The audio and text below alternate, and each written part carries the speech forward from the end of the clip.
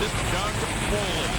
Larry Dixon went from 624 points out of turns to just 34 at this time. Let's go to John Kernan.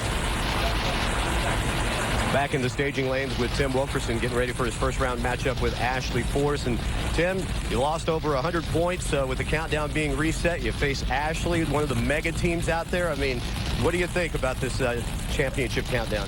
Well, I wish I had my 100 points back about right now, I can tell you the truth. But, you know, hey, we'll just go out there and do the best we can for Levi Ray and Schaub. That's all we can do. That's what they pay us to do. And no doubt about it that Guido and Ron Douglas and even Ashley's doing a terrific job. And you know, they're going to be a tough opponent. But, you know, we're just going to go out there and race the racetrack and see what it'll give us. And may the best person win. And, Paul, if you look at the statistics, Tim Wilkerson has done very well against Ashley Force.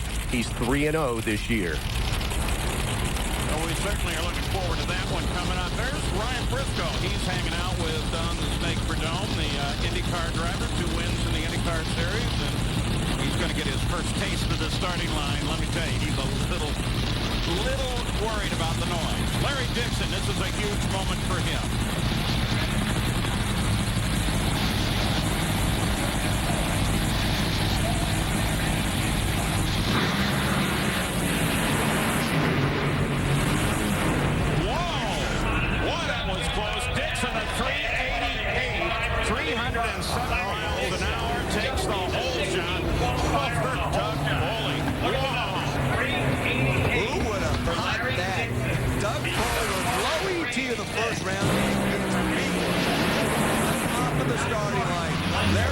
Had about 300 of a second advantage off the start.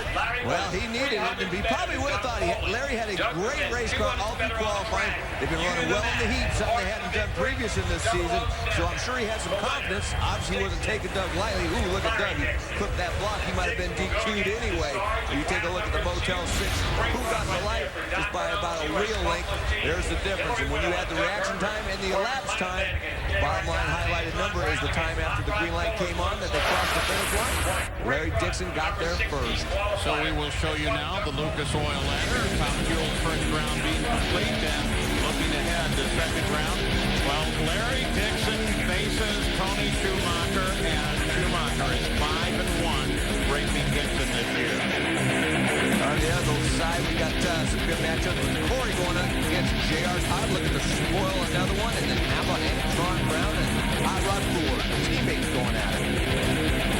And when we come back, it's that huge matchup. Number 1 in funny car points, Tim Wilkerson. He will face number 5 in the points, and that is Ashley Force. It's getting hot here, even hotter at the starting line.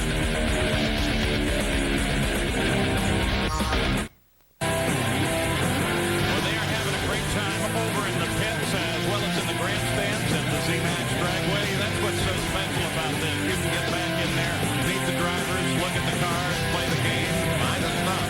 I'm Paul Page with my son Gary Gerald, Dave Reed, and John Kernan. And it's a warm day. It's getting warmer for the fans here, but it doesn't seem to be turning anything. Funny car is about to begin.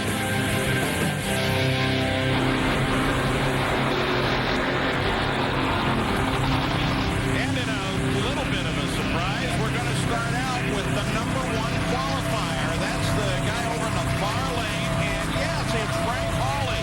His first start in funny car from the pole since 1983 at Denver. We'll show you the ladder for the rest of the lineup. And when you look at this side of the ladder, it's Tim Wilkerson that's going to face Ashley Force. And Wilkerson has not lost to Ashley this season. Other side of the ladder, you got Robert Hight going up against Jeff Wren. Jeff Wren taking over the driving torch after the tragic loss of Scott Clegg. Remember, this would have been a first-round matchup at Englishtown after that tragic day. And we get our first input from Stat Guy. Lewis, what do you got? Oh, I got some great stuff about Tony Countryman. Maybe not for him, though. This is the 6th time he's racing from the bump spot in his career. He has never beat the number 1 qualifier. I find it hard to believe. And remember back at the finals last year, he hung on to win the championship, even though he did lose the first round to Jeff Wren when he was on the bump spot. We'll see what happens right here. Lewis drops the hammer on Tony. Well, the difference, though, is Frank Hawley only went down the racetrack 1 time in qualifying. Now, I gotta address that by basically saying that they did have some mechanical problems that hurt them. Probably one of the reasons why they wanted to go out first. If they do get the win, give them a little bit more time to work on that race car. Remember, they've only run a limited schedule this year. No. Holly goes away. Tony Pendergast, 417, 301 miles an hour to a losing 5 flat at 156. Whatever their problem was, it looks like it continues. Well, like you said, Tony Pendergast, even though he's your number 16 qualifier, went down the racetrack every single time he's come up here this weekend. The first round was no exception, and as a result of that consistency, he's into the second round. Well, you can go about any place in these grounds and get a great view. How about up on top of the tower, looking right down on the start line, and all the action down there. Get to see all the VIPs, the important people, the celebrities that hang around there. Let's send you all the way down to the end of the strip, though. Gary Gerald has Larry Dixon. Well, Larry Dixon, by about 2.5 feet, gets the victory. Foley was right there charging hard, but the important thing is you have the win light. And in terms of this championship, a monster matchup because you've got Schumacher now in this next round. How significant is that in your mind? I'm still getting over the fact that we won that round. I mean, gosh, Doug Foley, they're a strong team, and we didn't obviously take them lightly. We didn't make our car run good, and they run low ET of the round, and it just lets you know that everybody's job on the U.S. smokeless car is really that important, and I got to show something for once. But as far as next round goes, man, I don't know. I'm just happy to be in it, and we're human beings over on our side. We're not machines, so we'll throw some emotion in it and see what we can do with them. All right, we look forward to it. Thanks. Thank you. Here's Del Worsham and Gary Scelzi.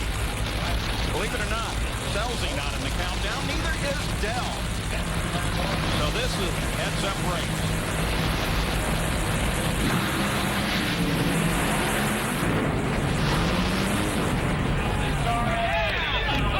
Worsham takes it, 4:15. We got the radio turned on to Scelzi. Haven't heard anything yet. 4:63 for Scelzi. Down low and smooth until just got fast, felt some rumble, felt some loose. Sorry, guys. Bad deal, but we had good brake car. You heard Gary Scelzi talking about the thing. This guy way too fast. He's talking about wheel speed, driving up to the tire smoke. But Del Worsham did not have that problem. This was a very nice run in the heat. 4:50 laps time. The crew loves what they see. They're going into the next round. Coming up in Funny Car, Tim Wilkerson and Ashley Forrest. Wilkerson number 1 in the points. Ashley is 5th. Things could change before the end of this day. Back at zMAX Dragway, just north of Charlotte, North Carolina, in Cont'd, North Carolina. Look at the crowd. Well, this place is just packed. And we want to show you points right now. And these are right up to this moment. Tim Wilkerson is number 1, followed by Tony Pendergast and Robert Hight, Pendergast. And Ashley Forrest is 5th. By not qualifying here, John Forrest has already dropped down 2 spots. What a deal. You will kill you at these things. But right now, Ashley Forrest, Tim Wilkerson, like we said, this is a huge matchup for both drivers. Tim Wilkerson, your points leader. Ashley Forrest right there in the points hunt. And Ashley's had a better car all through qualifying, but not by much. Tim has been going down the racetrack every run, as has Ashley. But Ashley's been outrunning him on average a couple of hundreds every time down the track. So that reaction time is going to be very critical, and it definitely is 1,000 foot. It becomes more of a critical situation to get off the line quickly, but more so right now with these cars being so close together in qualifying. And Tim Wilkerson is 3-0, racing Ashley this year.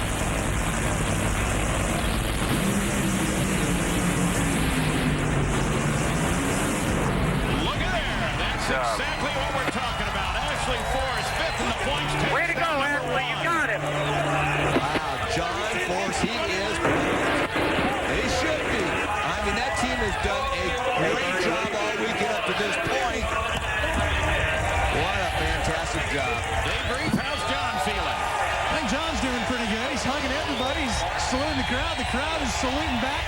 John, after yesterday, that has to take a little bit of the sting off not qualifying. That's a girl in a Ford. That's a girl in a Castrol Firestone. Driving with the man. He's the guy to beat right now. And she took him out. That's gonna help me. I might have hope.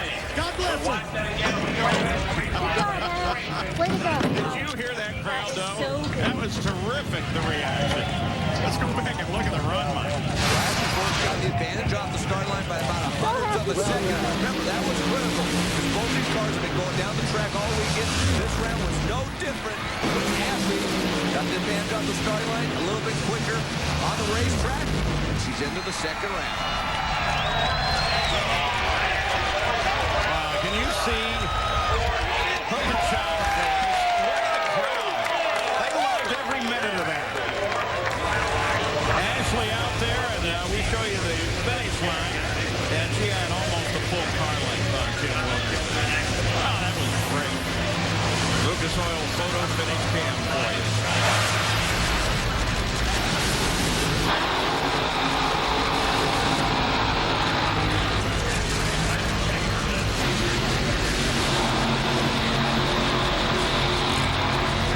Jeff Arend and Robert Hight complete their burnouts. They'll be the next pair coming down the track. We're with Ashley Force.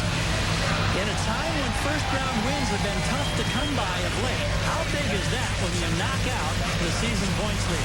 It's so big for our team. We've struggled over the summer, but, you know, we didn't let it get us down. We knew we had the car, we had the team, and we can just have everything come together, and this is the perfect place to start. So Tim Wilkerson, this team was great. That's probably what we used for 2008, our biggest round, no matter what happens in the countdown, that we were able to beat that team. But I'm so proud of my guys, for Castro and Ford and AAA Brands, for everyone watching home, Nordic Club. This girl's going after that championship, but it's going to be a tough one. You go, girl.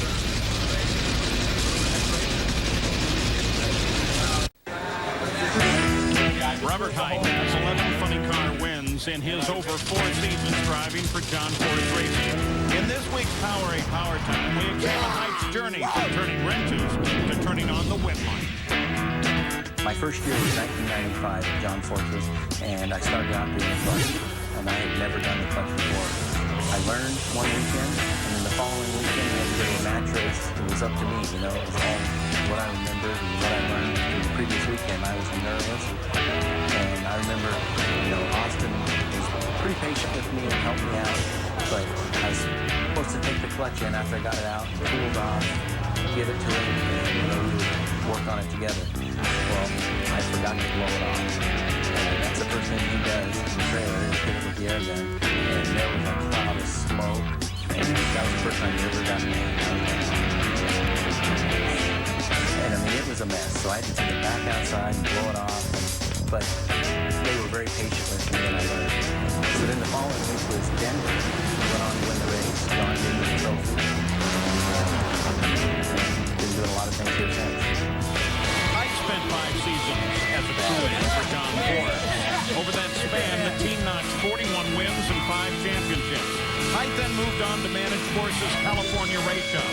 His dedication paid off, and in 2005, he was given the opportunity of a lifetime. Ever since I've been here, I always try to put the seed in John's ear that I wanted to drive.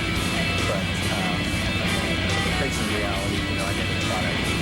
But the first time I saw my name go on the side of all these funny cars, my competition number, you know, I mean, it's there in the car. I couldn't believe that my name was actually on it. I was stoked. You know, I thought I really made it. Hight was an instant success, notching a win in only his 4th career start. And it would go on to win Rookie of Year honors. Despite his on-track accomplishments, Hight has never forgotten his roots. I still love working on the cars, learning from them. I get the best of both worlds, working on them and driving. And I always try to help out the guys in whatever they're doing or whatever they need help at. You know, when they can see you jumping in and doing it, you know, they know that you're not just putting the load on them. And, you know, they're willing to help you anytime because you're willing to help them. We can do this. We can get this thing back. Come on, guys. After 2 straight runner-up finishes in the funny car standings, Hight is hoping this season is the year his team puts a number 1 on the side of the car. They work so hard, and that's kind of my motivation. And then, you know, just celebrating the team. But honestly, the best thing for me would be to win a championship for Jimmy Clark. I'm so close so many times, and to do it together as a team with all my guys. It's really one big team. They work hard, they love each other, and to win is one big team. That's what our goal is. It was quite a talented crew times with John Force. The crew also included Kevin Pointer, now crew chief for Doug Herbert, Dean Guido Antonelli, Ashley Force's crew chief, and the late Eric Medlin. So here's Robert Hight. Timmy Frost makes the final adjustment. He's third in the points, 34 behind Tim Wilkerson, who will be dropping now. He was 147 points back after Indy. And Jeff Arendt, first race day start for him.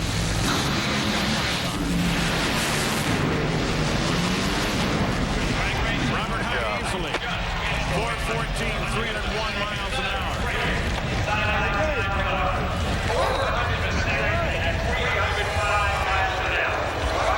John Force has got to be happy. His cars are pulling rounds, and I'll tell you, they're just doing a good job. They got to get credit to this racetrack. This racetrack is very forgiving. As hot as it is, we're still seeing cars pull down the track consistently. Robert Hight, he runs low ET of eliminations thus far. Team Force is happy at this point. With Ashley Force took advantage of the far end. Gary Gerald is with Tim Wilkerson. It's going to affect the point scheme. Absolutely. We heard Tim talking about earlier. He'd love to have that 100 points, and maybe no more so than right now. How tough to digest that, because after having that big lead and then losing in this first round. Well, them guys are tough. There's no doubt about that. And the girl driving stuff, too. She's doing a good job. But, you know, hey, we did the best we could do out there for the conditions. It spun the tires down there, I'd say, about 850, 900 feet. And I think that was just enough for her to get around me. I don't know what the lights were. Obviously, they must have been pretty close because she beat me there with a little faster ET. I wasn't fast as I needed to be. But, hey, you know what? Levi Range Shop Car's not going to give up. We're going to go to the next race. And it's not over. There's 5 races left. And we've been living by that sword all year. We just got stuck with it this weekend. That's all. You know, we've been running good and beating them kind of with them kind of runs. But we just were on the wrong end of a good race. Thank you. And we move back up to the line, and backing up are both Cruz Pedregon and Bob Tasca. Tasca missed the countdown to 1. And Cruz, of course, is 4th in the points. The NASCAR Sprint Cup Series is over, presented by Principal Financial Group on ABC on Sunday. Coverage will begin with the NASCAR countdown at 1 o'clock. Kyle Busch, it's so hot, even here, even at this track. You saw that and you saw NHRA race day. Second race in the chase for the championship. And so there's a familiar shot of Cruz Pedregon. He pocketed $100,000 on Sunday at the U.S. Nationals when he won the showdown. Bob Tasca, he's building a new shop right here. He missed the countdown to 1. Only 1 round win in the last 6 races, and that really hurt him on his quest to make it into the countdown. Yeah, that final stretch, like you said, really hurt him because he was contending for that final spot up until a few races when Jack Beckman got hot, Bob Tasca got cold. I'll tell you, Cruz Pedregon, that team has been hot. That's why they won that $100,000 on Sunday at Indy.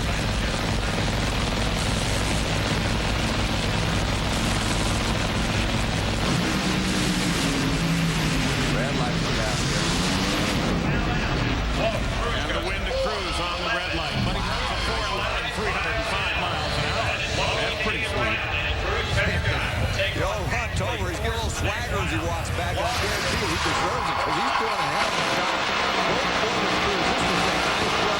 Something around a little bit in the middle. Cruz is having to drive it just a little bit, but man, a 4:11 at 305 miles per hour gets him into the next round. That's Tasca's second red light lost to Cruz. Swap front 14 so Back in the pits right now. They're working hard. And Larry Dixon pit because Donnie Bender, the gang, they are going to face Tony Schumacher and do everything they can to ruin Schumacher's day. Stick with us.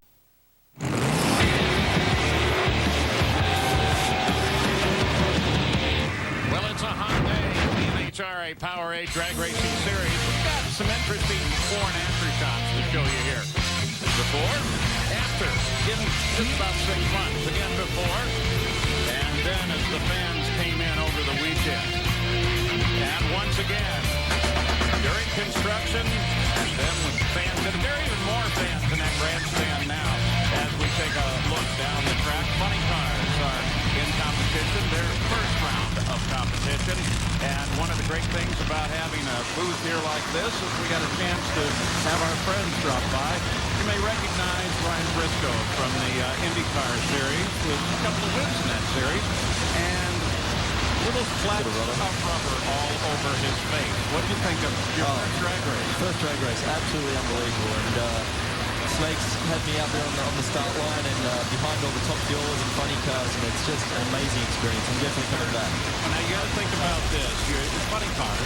You got almost 8,000 horsepower, and you're straddled in the drive line. You want to do that?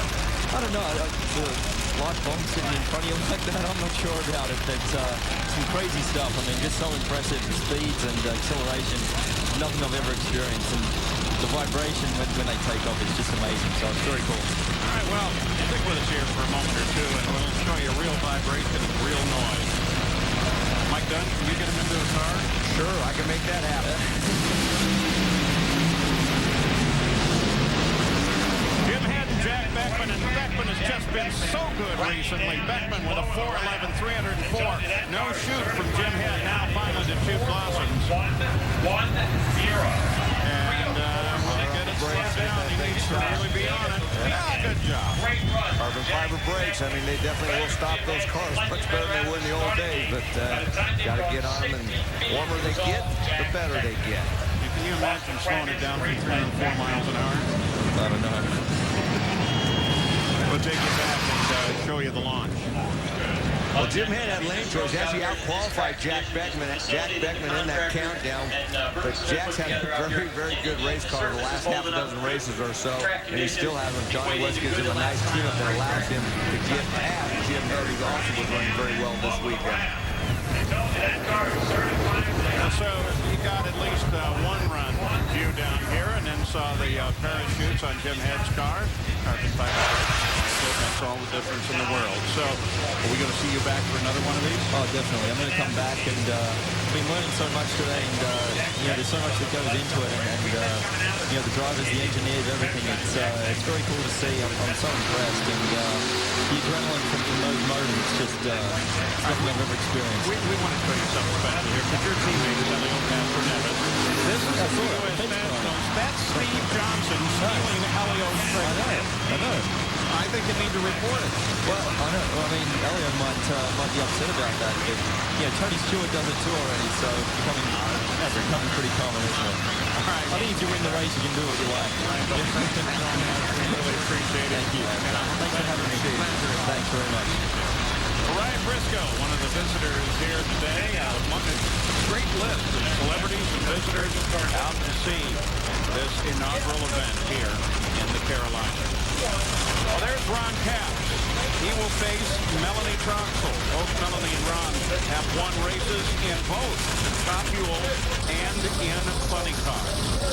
This is a big matchup right now because Melanie, you know, she has a lane choice. She's had a good car this weekend. Chrissy Van-Die's McCullough, he's done a great job also being very consistent. And we also saw Capps do that and Andy consistent qualifying, then stumbled in the first round. So neither driver can take the other one lightly. It's pretty much a case of all Funny Car because it is so tight and so competitive. Crew Brian Parati, he's getting more confident with this tune-up. The car's starting to respond to the changes he's making, and that's what you always want to have happen as a crew chief. That's when you know you're starting to get close. Should be a good race.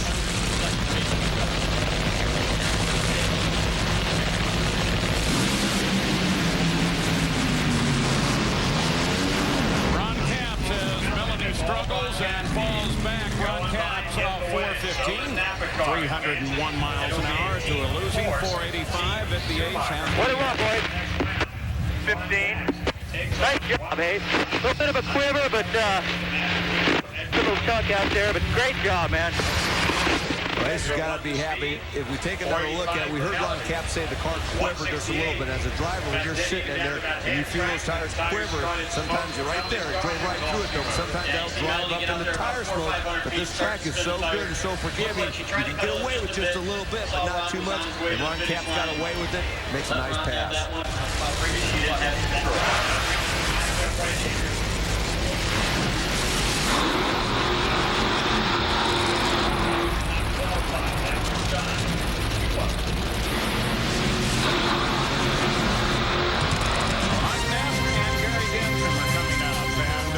Monday Night Football returns with an AFC showdown in Texas Stadium.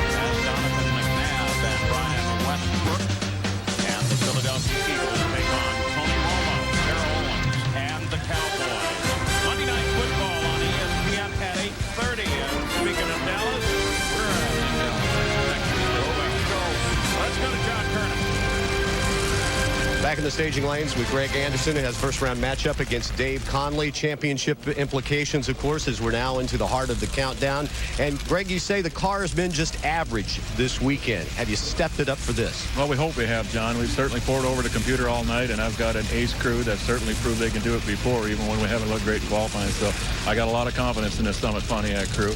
Dave's got a lot of confidence in his crew. He hasn't been quite on this weekend either. That's why we're running first round. We just haven't been quite right, either one of us. But I expect both of us are going to be pretty close to right this time. It's probably going to come down to the loose nuts behind the wheel. That's Dave and I. So we'll see what we can do. We'll see if we can get up on that wheel. Every round is obviously huge right now. We've started the countdown, and, you know, you can't win the championship this first race out, but you can probably dig yourself a pretty good hole, you know, and I don't want to do that. That's for sure. So we need to win this round. They're all big, but I need to win this round. We'll see how the loose nuts perform coming up.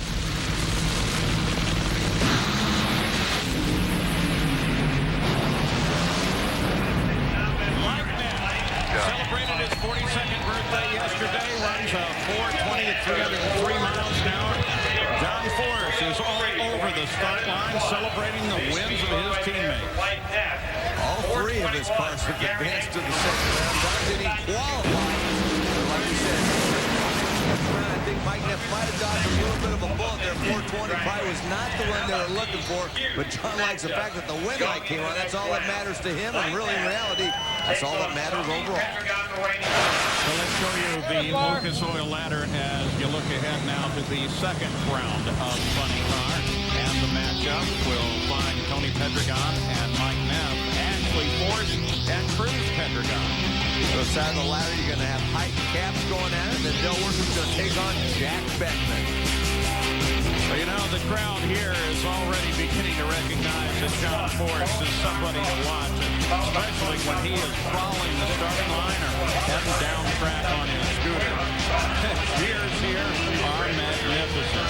Looking ahead, Pro Stock. Let's go to Dave Reed. All those same fans are no doubt paying attention to round one in Pro Stock, where they know the countdown to the championship. The points, well, could get very, very interesting. Remember Dave Conley, who missed the first 5 races of the year, that made it all the way to 6th, and now he gets the points leader. You've been in the car already trying to get in the zone. You certainly understand the significance of this moment. How are you preparing for it? I mean, it's you're right. It's fair to be easily the biggest round of the year for us. I mean, we fought so hard since we come back to get this countdown, and here we are. And, we take out the big man first round, #1 points going to the first race countdown here at Concord. It's huge. I mean, not only for Charter Communications and Lucas Oil. I mean, this is the biggest round for us. But you know, we're here at a home track in front of all these fans. And when I seen all the 30,000 fans on the feet, when Ashley Force beat Tim Wilkerson in the first round of Funny Car, that got me jacked up even more. Yes, I mean, it's a huge round for us. Anytime these guys match up, we look at their head-to-head for the year. How about that Dave Conley? 4-1 against Greg Anderson. You can make it to 5-1. The points are getting real interesting, Paul. And that will change when he faces Greg Anderson here in just a few minutes. And what about history? Tony Schumacher moving closer and closer to breaking through Amato's record. They're working away in the pits as they get ready to face Dixon. Larry Dixon for the deep top. And in front of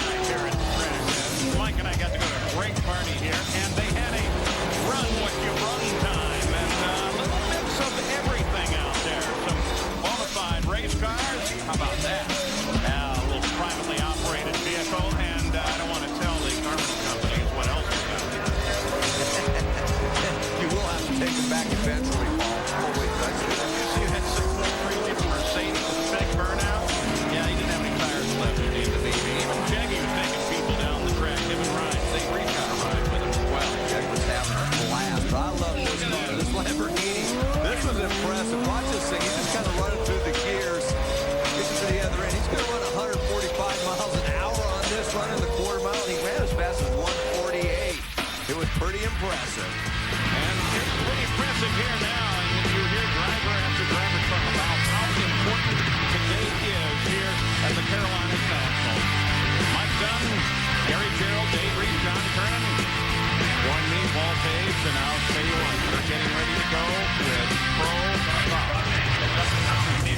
First pair to come to the line, Bob Mansfield and Justin Humphries. Mansfield, Rob is in a car that we think very quickly will go over to Greg Anderson. It's a third car in the KB shop, and a brand new race car. Well, Justin Humphries has switched from Alan Johnson horsepower to Warren Johnson horsepower. He's going to run the final 6 races with that, try to get ready for next season. So both of these cars obviously make a lot of horsepower. With the first pair out, they're going to be the guinea pigs on this racetrack. We're going to have to watch and see what happens.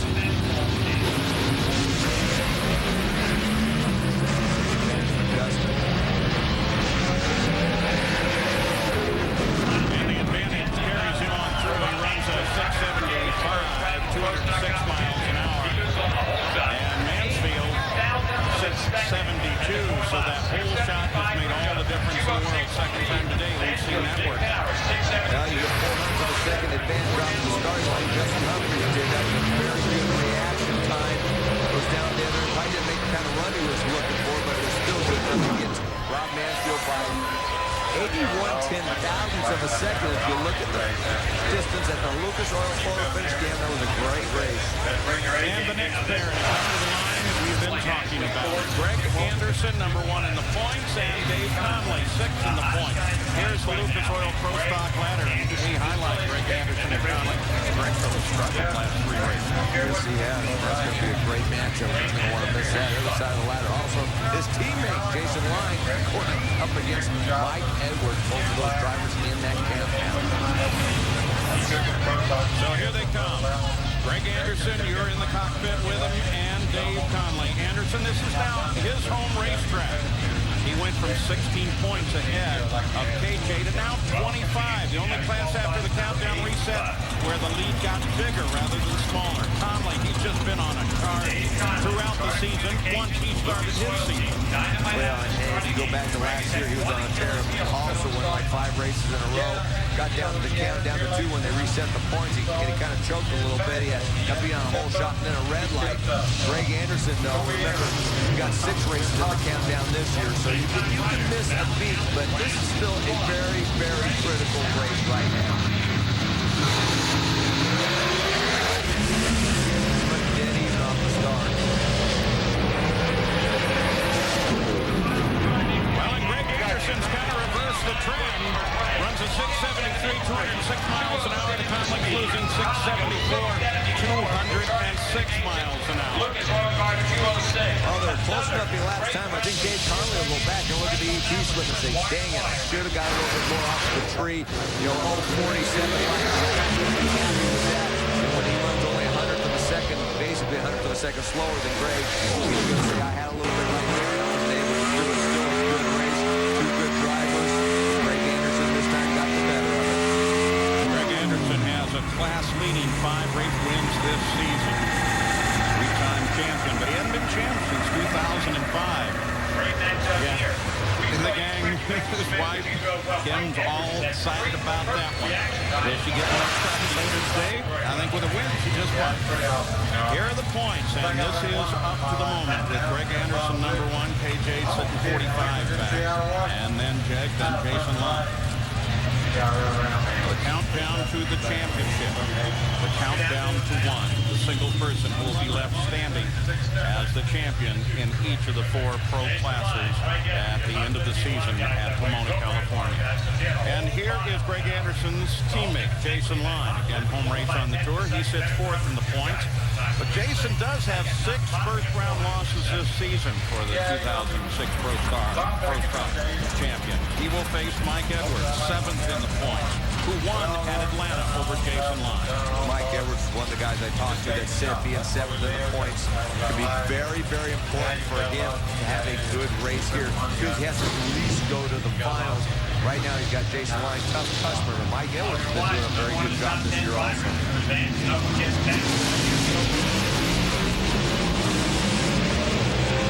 Lights for both. Jason got a slight advantage. He carries that advantage. They double 7 to a 669, 207 miles an hour. Yeah, that'll do. Let's go on board with Jason. I'll tell you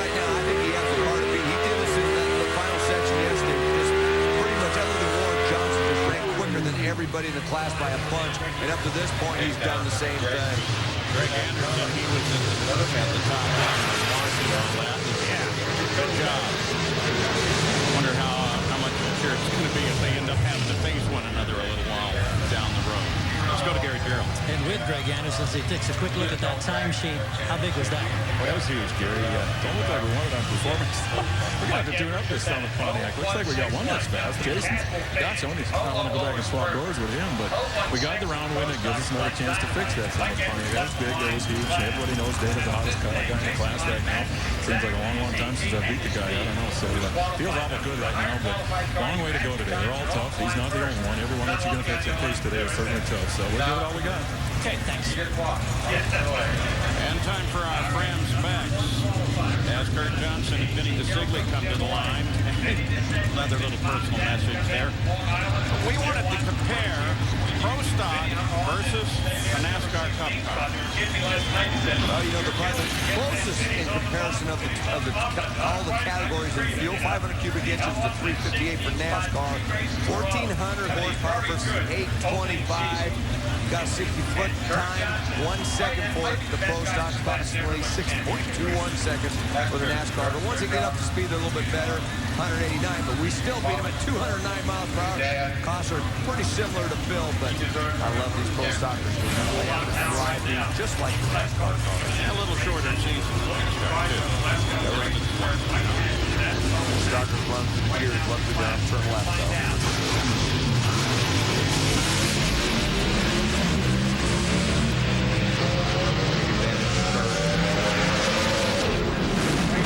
Takes it easily. DeSigley off the line a little late, and Kurt runs a 670, 207, and that will move him forward into the second round of Pro Stock.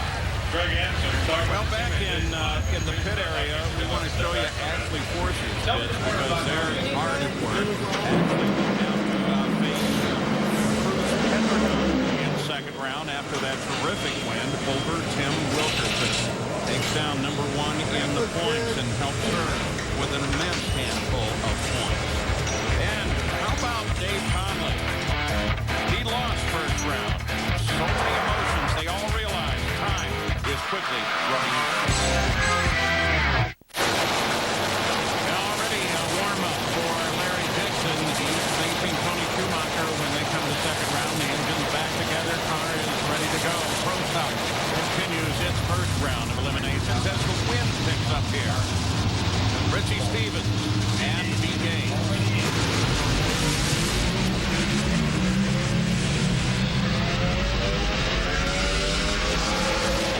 Whoa, that was a close one. B. Gaines takes the win. That's so important for him because Richie not in the countdown. B is. And as you've heard time and time again, you heard Mike Dunn say it starting, you can't afford to get behind here. Look how close it was. Identical reaction times at the starting line. Take a look at our Lucas Oil Photo Finish Camp just by a nose.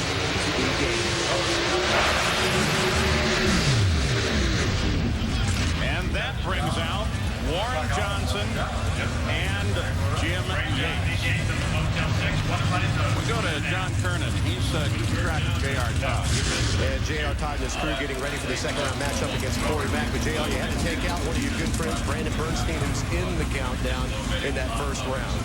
Yeah, I've been there in the countdown and lost on hole shots before. It's not fun, but you know, it's tough out here at the countdown. It makes it exciting for all the fans and the drivers. I'm excited watching out since I'm not in it, but we're out here trying to get some round wins for Lucas Oil and hopefully a race win here this weekend at Bruton's Palace. You know, it was a tricky round out there at the sun beating down. It's been hot all weekend long here. And if you ever go to a go-kart slick track, you got to, you know, finesse the throttle. That's kind of what it was like that round running Brandon. I could hear him over there, but never seen him. And luckily, I never seen him till the turn off at the end of the track. But yeah, we're going into round two, which has been you know, rare for us this year. So hopefully this is a turn of things to come for the rest of the season, and maybe be a spoiler in the countdown for those guys that are in the running for it.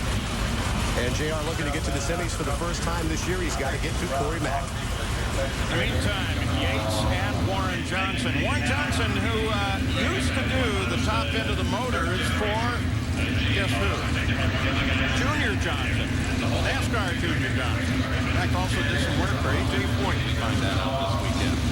So he's comfortable being here, just across the street from the Lowe's Motor Speedway. And you've also seen the crowd, too, getting up in that NASCAR NHRA rival. Oh, they're loving him. Warren, the professor of pro stock, he knows what he's doing. Yesterday, he made a great run in that final set. Him and Jason were in his class by themselves. But Warren was low ET to that set. He gets a set up right. Watch out. Warren a little late off the line. And I guess too late. Jim Yates, 672, 205 miles an hour to a losing 669. Warren Johnson has not won a round of racing in the last 8 races prior to coming here. Well, part of the problem has been on the starting line, getting that car off the line. Jim Yates was almost 500% getting first. That was the difference. Warren makes a great pass, but he goes home early. Well, Dave Reef, we're all looking forward to that matchup between Larry Dixon and Tony Schumacher. You betcha. So is his team owner, Don the Snake Perdome, with 4 championships and 49 wins as a driver. He's been in many of these tense situations like Larry and even Tony's in right now. And Snake, I want you to take me back and relive it. I mean, I'm sure you're going through it right now vicariously through Larry. What are these moments like? Well, you know, things are a little different today. I mean, Larry's a well-trained athlete. You know, he's in great shape, and he's very good at his job, and so is the team. So it's a little different situation, you know. But so is Schumacher. You know, he's very good. So it's just going to be good. You know, I'm just glad that both cars our cars are real competitive, and you know, so is theirs. So we'll see. You know, I just don't want to tell you on this one. You think your team's got enough snuff over there that can get the job done? Yeah, I really do. You know, so I think we got the driver for it. You know, the team's doing great, and it's been a building process. So the Smokeless car's been great with Donnie and Todd. I couldn't be happier. Can't wait for round number 2. Well, at the line, Steve Speed, he's looking for his first ever round win, his 3rd race day start. He's got to do it again. Alan Johnson, 5th in the points.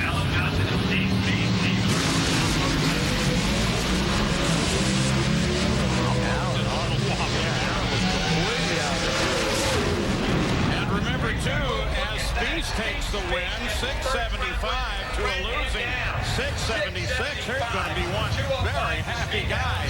His first round win. You get out of the groove here, though, and you're going to get yanked right toward the wall.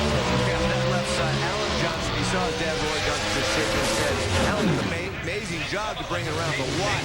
The single launches, it starts to move up towards the wall a little bit. When he pulls second gear, boom, look at it, just like completely out of the groove. It's getting way too much wheel speed at that point.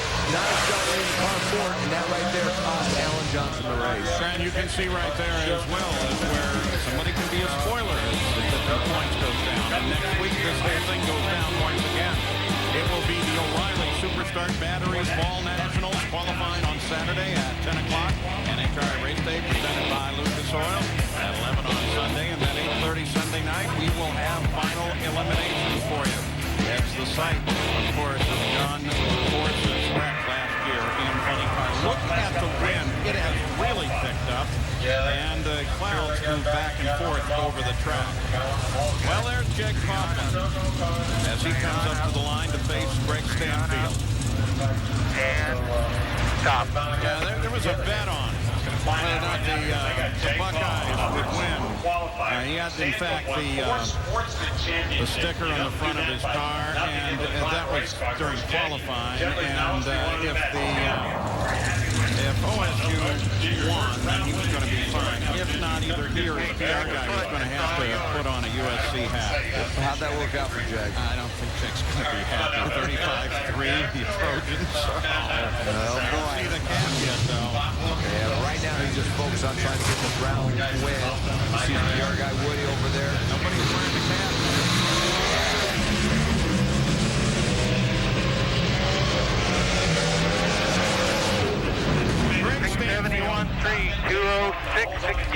Good job. Just has to be totally intimidated by Ted Coughlin. He was never beaten. So, not sure how we got away from it, but good job, guys. Stanfield was the last driver to make it into the countdown. 11th matchup for those two, and Jed winning all of the matchup. I'll score on board with Jag. You heard the way he was talking at that point. The car got a little bit loose and pulled the gear. still good enough to get him in the second round. And so now with first off the lead, we'll show you the Lucas Oil ladder looking to the second round. Greg Anderson's got quite a matchup against Kurt Johnson. Again, with great points implications. And we're going to have a big matchup on the other side of the ladder when Jed Coughlin is going to go up against Jason Lane. Jason's going to have the lane choice. Coming up next, Pro Stock Bikes here at the Carolina Nationals. And also, don't forget, soon to come, that big matchup between two former champions as Tony Schumacher takes on Larry Dixon. We'll be right back. Well, this was introductions this morning. Steve Johnson's a little desperate. Single, likes long walks on the beach, and won the U.S. Nationals his second time. That didn't work there either. Oh, man. Well, the wind is really picking up at the track. Temperatures are high. Clouds, well, they're billowy but separate, so we get sunshine some of the time, and then clouds the rest. That's affecting the track surface. We want to remind you, NASCAR Sprint Cup Series at Dover, presented by the Principal Financial Group, will be on ABC on Sunday as the chase for the championship continues. What's Kyle Busch going to pull out now? Second race in the chase. Well, Pro Stock Motorcycle, we take you back to round one. Well, let's get you started. It's Craig Treble up against Hector on the right side of your screen. He's going to be hanging on for a wild ride and gets the win. What an amazing job on a whole shot. 705 beats a 704. Watch on the right side. This bike moves way over toward the center. He is hanging all the way over. That is not the aero position he was looking for, but it was good enough to get the win. And 2 in the points. Karen Stouffer, 10. Angel Sampay, 4th in the points. Keep an eye on Angel. Remember, she's had some mechanical issues, but look at that. She takes the win over Karen Stouffer, a 7:01.189. Next up, we've got Chip Ellis and Matt Gadara, and Chip goes red for the 5th time this season. Handing the win to your Gator Nationals and Sonoma winner, Matt Gadara. Chris Rivas had his problems right on the line. It wouldn't start. Dare I say again? So 66-year-old Joe DeSantis goes down the track and takes his first win of the season. Next up, we got Wesley Wells and Andrew Hight. Andrew Hight goes red, throwing it away. Wesley Wells checks up early, but still gets the win. That was a huge upset. Look at this once again. I can't believe Andrew did that right when you're in the countdown against Wesley Wells. Steve Johnson and Andy McBride. And he had his hands full. Look at that. He really had to drive hard to catch up and pass McBride at 7:03.92 miles an hour. Good job. Next up, it's Eddie Craywick and Junior Pippin. Junior Pippin gets away by 1/1000th of a second. Eddie Craywick gets the win. And next up would be Matt Smith and Sean Gann. Keep an eye on Gann. A double hole 3 light, but it didn't matter. It didn't matter at all. Matt Smith takes the win with a 6:98.190 miles an hour. So that was first round Pro Stock Motorcycle. Here's the Lucas Oil ladder. And we look ahead now to the second round where Matt Smith will face Hector Arana. And Hector's been so wonderfully unpredictable. He just might take him out. Never know what he's going to do. The other side of the ladder, some good matchups, including Eddie Craywick and Matt Gadara going at it. And we'll show you the Pro Stock Motorcycle points as well as we start this countdown to the championship for everybody with Matt Smith, number 1, and 53 points back with that first round loss. Really gonna hurt. And we wait now to for Top Fuel Eliminator. Larry Dixon would upset the record host of Tony Schumacher. They face one another when Top Fuel returns to the line.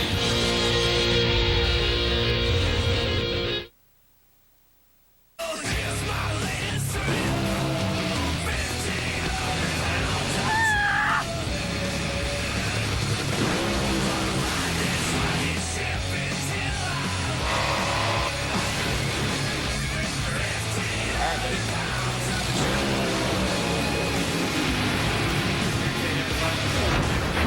we welcome you back on a very hot day. Some beautiful fluffy clouds overhead, but on the track here at zMAX Dragway, it's hot. The sun is shining down on the track, and of course, that makes it very, very difficult for everybody to figure out what they're going to do. We want to welcome you once again on Paul Page with Mike Dunn, Dave Reed, Gary Gerald, John Kernan. They're all here. We'll show you the ladder as we get ready. Second round, top fuel. Larry Dixon, Tony Schumacher. There is the big matchup. Hillary Will, Doug Herbert. They're coming up in just a second. Well, 7 out of the 8 in the second round are in the countdown. The only one that's not inside right is J.R. Todd, looking to still be the upset. Trying to get around Corey McClendon and the teammate Anton Brown, Hot Rod Fuller going at it. Well, as we look back to the conclusion of round one and all the classes and those people in the countdown and what their round records have been. Well, it's not bad. Remember, only 8 could advance to the second round. 7 of them in top fuel and funny car. Pro Stock 6 and Pro Stock motor. Half of them advanced. Half of them are going home. And Mike, earlier we talked about the financial success I've been so far this weekend for Doug Herbert and his brakes program, for John and James Herbert, his sons who were killed earlier this year. Certainly, it's big in the motorsports community, but they're trying to grow it. And they're going to be able to, courtesy of this man. This is Ansel Brown, a country music star on the rise to fame. In fact, for the Ronald McDonald House Children's Hospital, the people he's touring for right now, courtesy of Flying J, they're going to take breaks and take it out on the road across the United States. And we certainly want to say thanks and tip our hat to Ansel Brown, country music star, who's taking breaks out on the road, introducing it to country music fans everywhere. Now, Doug Herbert's ready to go as he gets himself settled and situated into the cockpit. He will face Hillary Will. She beat Doug Herbert in round one at Topeka. That, of course, was the race she eventually went on to win.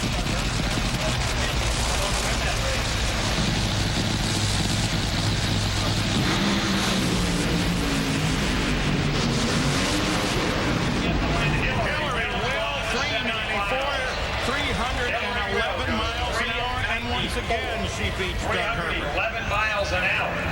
396. Well, she had to drive around Doug Herbert to be able to do it. Doug got a slight advantage off the starting line. Not quite 2/100ths of a second. We've taken another look at it. Jim Overhofer and that team of Hillary's able to give her the horsepower, even though she was moving around. Look how close it was in the finish. Just about a wheel length at the stripe. Check this out. Yeah, oh, that hurts. Yeah. Welcome to Dragway, fans. Glad to have you here. Next pair coming to the line. John Brown and Rod Fuller. In the meantime, first round had a lot of important losses, and John Kernan has one of them. Andrew Hines, the first round loss because he hit the red light, tripped the red light, then we're back in his pits. And you told Gary Gerald earlier in the weekend, Andrew, that it would probably take 14 rounds to win the championship. Now, there are only 4 races left for the motorcycle, so I guess is the full court press on now? It definitely is. You know, it's only 16 rounds racing left for myself. I only have 4 races, so we're going to have to get down to crunch time and, you know, hopefully fix the red light problem over here. In qualifying, I was perfect, 004, 009, and a red light in the 4th qualifier, and we can't back the string needle lead down anymore on the clutch or in the line. So this is one of those deals. You know, I got to take it with a grain of salt and go into Dallas in the head clear. We'll see you next week. All right, thank you. Here are the teammates. Rod Fuller and Antron Brown. Antron has not won an event in 12 races. Rod Fuller, he's the only driver to win a round of racing over Tony Schumacher in the last 9 races. Well, Antron Brown got the lane choice. He's taking that right-hand lane. You remember, most of the teams were taking that left-hand lane, but the 3 quickest runs in the first round came out of that right side. Well, for Fuller, nothing. Antron Brown has a stream of smoke as he goes toward the finish line. Fuller has gone right at the start. Brown runs a 4:07, 274 miles an hour. Teammates, this is the first time we've seen anybody smoke the tires at the head of the throttle here. I mean, it wasn't even close. Instant. And I'll tell you, Antron Brown was able to dodge a bullet because of it, because he gets down track right there, starts spinning the tires. Looks like he backpedaled it once, gets back in, slows to a 4:07, but since his teammates smoked the tires that they hit, he's into the semis. Well, the next pair will be J.R. Todd and Corey McClendon, who is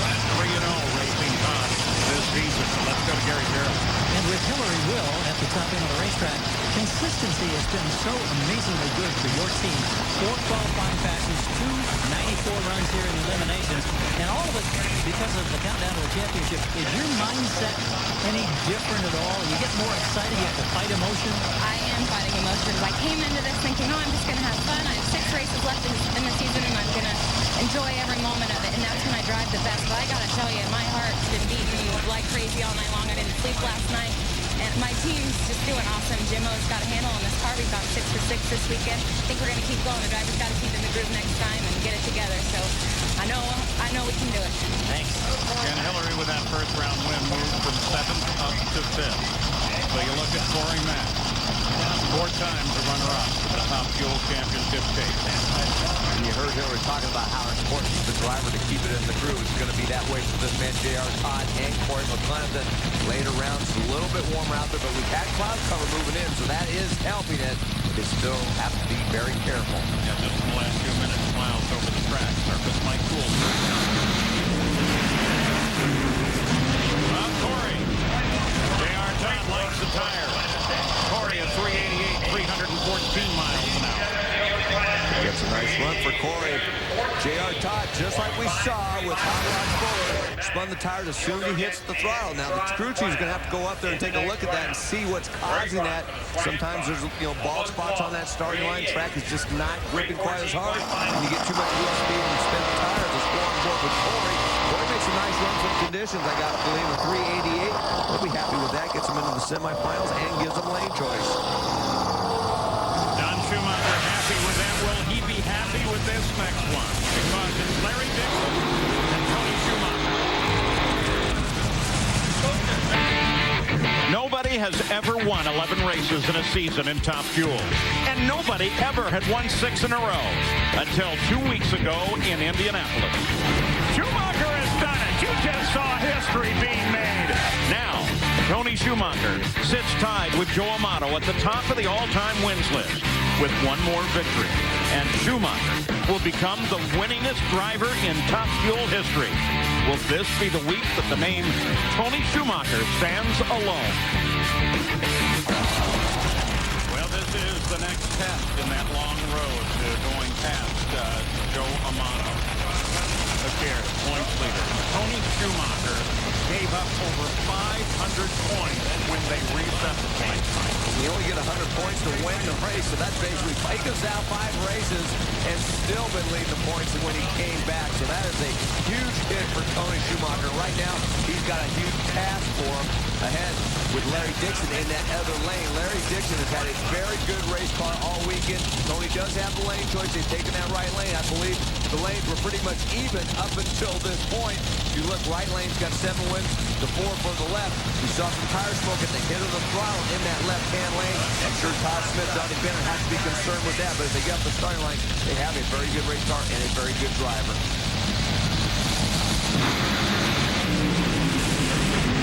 Oh, Dixon, smoke off the tires. Schumacher wins, 391, 308 miles an hour. And gets the win. Dixon came off the line ahead of Schumacher. 256 to speed. Larry was first off the starting line. Yeah, I mean, Larry Dixon, the team didn't spin the tires at the hit of the throttle. They went out a little bit. What happens sometimes is with that starting line is a little bit, they could have softened up a little bit, but if the wheel speed is still too fast, even though it didn't smoke the tire, that carries on down the track and they try to apply the clutch. The wheel speed's already a little bit fast. You apply the clutch, it goes up in smoke in the middle, and as a result of that, Tony Schumacher's into the semis. And I talked to Donnie Bennett and Mike to add to that. He said he was going to lean on it a little harder starting at the 330. Thought that was the area of the racetrack they could make up the ET, but it didn't turn out that way. The semi-final matchup, Tony Schumacher and Hillary Will. Will is 0-7 against Schumacher. Maybe this will be the day. Well, the record that's going for here is that of Joe Amato. He is number 1 all-time Top Fuel winner. Definitely not. Hey, we got Joe Amato on the phone. You know, Joe, I tell you what, this place is so nice. I got to figure the reason you didn't come down here, you see how nice it was. You might want to get back in the seat again, huh? Yeah, Mike, get the seats. I actually had plans to come down. I had a plane ticket, but something came up the last minute. First Lady Laura Bush is coming to my house this Thursday for a fundraiser. So I have a lot of the stuff to get organized. That's the reason I'm not there. It's unbelievable, you know, that we're going to have President's wife here. I mean, so that's kind of real exciting for me. It's a special thing. So, but I wanted to be down there. I wanted to be up here, but I've got a lot of stuff. I got exposure a little bit of NHRA drag racing because my house, as you know, is like a museum. I've got a lot of memorabilia, so maybe that'll be good. I think I'm going to complain for that they're sponsoring an Army car that beats my record. I think that'll cut me one thing. Well, Joe Mano. I got Alan Johnson and Tony. You know, Tony's done a great job driving the car, and Alan's the best of the crew chief. So it looks like, you know, they're going to definitely set a new record before this year's over. It's amazing. Since they started running 1,000 feet, they've won every race. That's like, that's unbelievable that they can do that. It's quite a record. Joe Mano, thanks for the time. We're into funny car eliminations already. Appreciate it, buddy. Okay, thank you. Thanks, John. And Tony Pedregon, we take a look at the run against Mike Neff. Boy, Mike Neff, like we saw a couple cars in top field, got that wheel speed going early and drove it right up into tire smoke pretty much right after he hit the throttle. Tony Pedregon started spinning the tires probably just past half track, but luckily because of Mike Neff's problems in the end of the lane, that allowed Tony Pedregon to get the win. And we'll show you the funny car points because with that run, Tony Pedregon now takes the points lead away from Tim Wilkerson. Wow. And Robert Hight will be coming up. Is too far back to change it, at least in this round. Well, the next pair that'll be coming to the line is Del Worsham and Jack Beckman. And we'll be talking to Tony Pedregon, the new points leader as well. All of that when we come back to zMAX Dragway. Trent Brown's car is already back in his pit area. They get ready to face Corey McClellan when they come back in the semifinals of Top Fuel. Funny car ladder. We'll show you that as we're in funny car, second round of elimination right now. And there it is, Pedregon and Neff. You already saw that. Pedregon moved to the semifinal, and actually Forrest Cruz coming up in a minute. Other side, you got Robert Hight going up against Ron Capps, and Del Worsham and Jack Beckman are on the line right now. So Jack Beckman, runner-up at Indy to Robert Hight, had low ET of round one, and Del Worsham, who has not been out of round two. Wow. Well, the problem from Del is that just tells Beckman, who is pretty solid, a 415, 298 mile-an-hour pass. Well, they really need to take a look at that starting line because up until Hot Rod 4, we have not seen anybody smoke the tires at either lane at the hit of the throttle. And now we've seen how many, 3 or 4. It's definitely a situation. They got to look at it. It could be ball spots. You may have to move the car one side to the inside or the outside to try to get around whatever that problem is there. But Del Worsham, just like we've been seeing, just drives right up in the tire smoke right after he hits the throttle. Jack Beckman, boy, he's had a good race car the last few races. He goes into another semifinals. But take a look at it. You can see the rear tires are already starting to pump the tires, and it just drives right up in the tire smoke, and that ends Del's day. And when we come back, it'll be Ashley Force and Cruz Pedregon. Another huge matchup in funny car. All that when we return. Well, you know, coming to an NHRA Powerade event is more than about the racing. It's about food. Right, Mike? Have a little food. I love to eat. Have a little onions, a little burger, and boy, there's plenty of it, and it's plenty good here. As we continue our coverage of the NHRA Powerade Grand Racing Series, the inaugural Carolinas Nationals. Down there, on the line, you see the top come up. Pedregon. Highest driver in the points in class, been out of win. He'll face Ashley Force. Well, I talked to some of the crew chiefs out there about what's going on in that left lane. They did do a track scrape right before top fuel, and they also covered up what bald spots there were out there. But Lanny McGleasy, the Don Schumacher track expert, told me that for some reason the track is, the rubber is just not sticking to the track, so it's coming up just a little bit more. So there are a few more bald spots in the left lane, but look where Ashley Force is lined up, Mike. Lined up very much toward the center. Well, that's what you got to do. You got to find that good rubber. And the other thing you can do is take away some horsepower to try to slow that thing down on that wheel speed initially. Johnny Pentagon watching his brother.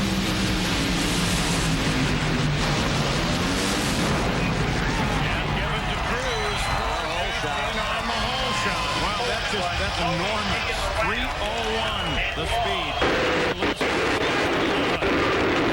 How about that? A 4.11 in the lane that hardly anybody can get down. Now, let me tell you what I think happened here. When Ashley went up the stage, she put both lights on, both the pre-stage and the stage lights. I believe she did that by accident. Take a look at the right side. Stage, she did not wait for pre-stage. That was an accident. I believe that probably threw her off. She's probably thinking a little bit more about that lane. And as a result, that was a mistake that caused her late. She had good reaction times on the qualifying end in that first round, but she was late right there, and Cruz does a great job. Running well all weekend long, and Cruz did the job on the starting line. As a result, he gets into the semifinals against his brother. And in this second round, drawing the conclusion in funny car competition, the burnouts will complete the round caps and Robert Hight. Tony Pentagon has been patiently standing by. Now you've got a matchup with your brother Cruz. And maybe the most significant thing here, you have taken over the championship points lead for the moment in this phase of the countdown to the title. Well, you know, I'll take it right now. Every little bit counts, and we realize that we didn't get any qualifying points because we qualified 16th, but just missing that Friday session was pretty valuable. Big win for Q horsepower for Snap-on goes to grade 7. Chevrolet, they like beating that Ford, and I got to race Cruz, but don't count on us to slip up twice. We can fix this thing. We can run with anybody any day. All right, thanks. Ron Capps will face Robert Hight. Capps, the runner-up to Tony Bartone in Seattle. His only final round of 2008. That's remarkable. And, of course, Robert Hight, the quickest driver in 1,000 feet so far this season with a 4:05 with a 6. Ron Capps and Ed McCullough got to feel pretty good about seeing that 4.11 come up on the board by Ashley's floor. They know the track's there, but that doesn't mean that it's still not tricky. You still have to find that happy medium of giving it enough power to get to run that kind of number, but not too much to smoke the tires.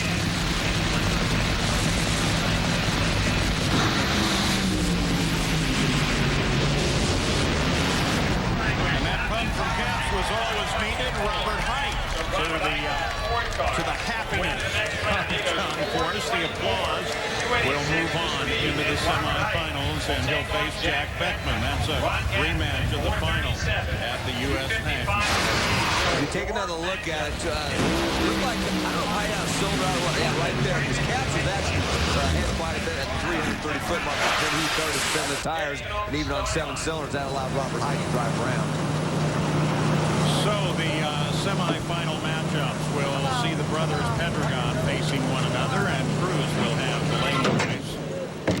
And as we just mentioned, Robert Hight and Jack Beckman. And Jack Beckman, who has been on a tear lately, will have the lane choice. And the 20 cars now complete. We wait for Top Fuel to come out again. Tony Schumacher continues his march forward. And in funny cars, with that run, Tony Pentagon became the points leader for the first time this year.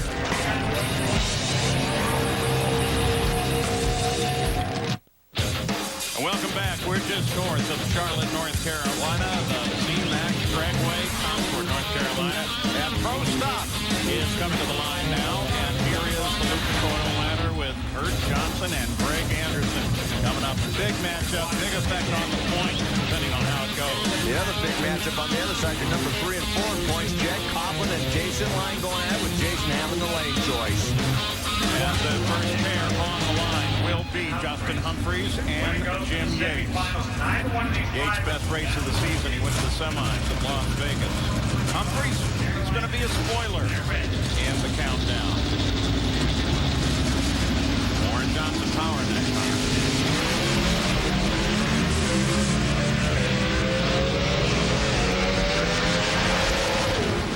Wow, and talk about spoiling things.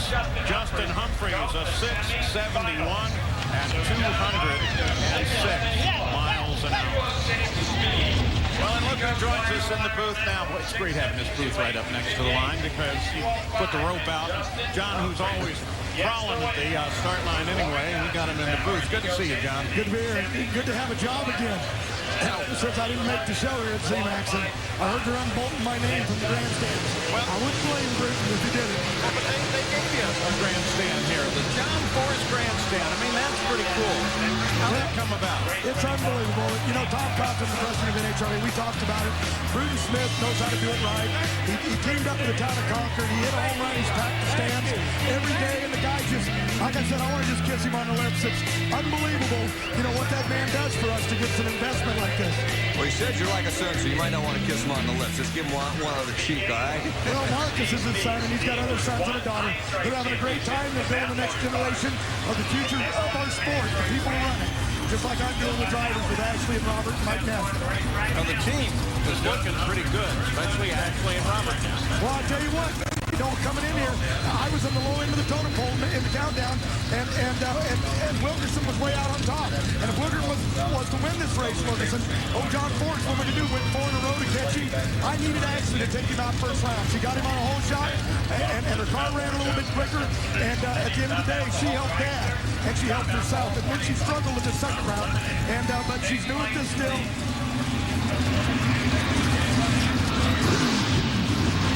Speed. Games has never been this one.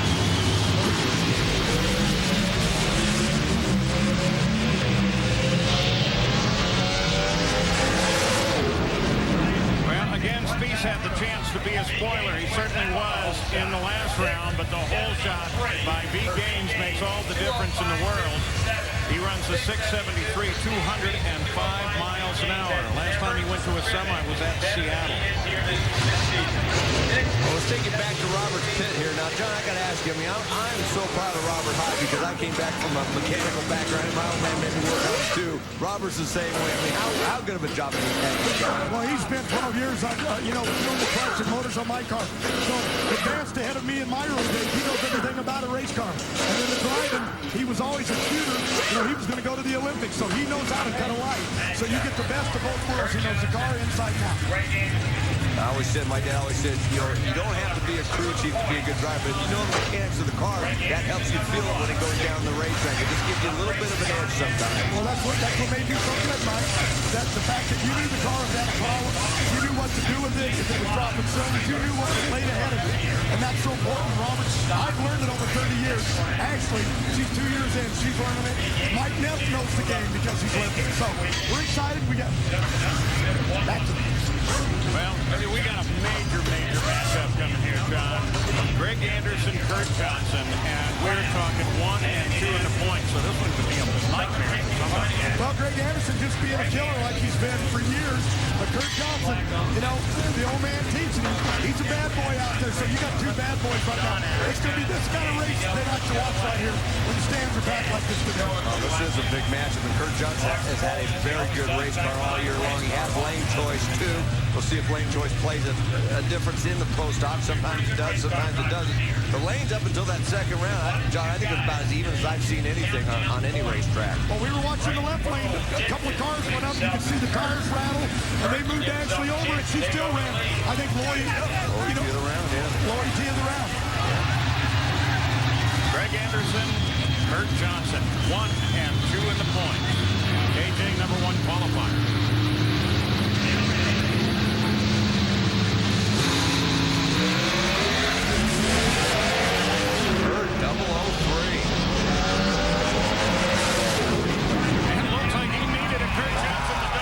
To a 669, 207. Greg Anderson runs a 670 with an 8.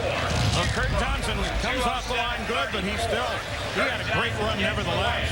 Heck, even Warren had a smile on his face after that one, and he's still, because Kurt did a fantastic job off the starting line. 3,000 of a second from perfect.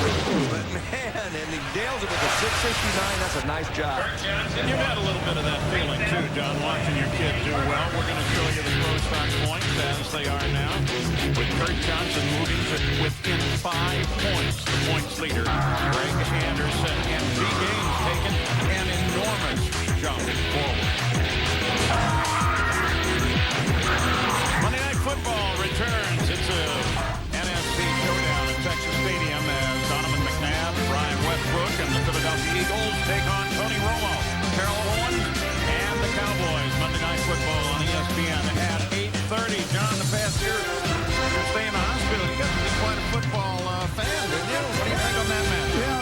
Simpson, not the quarterback.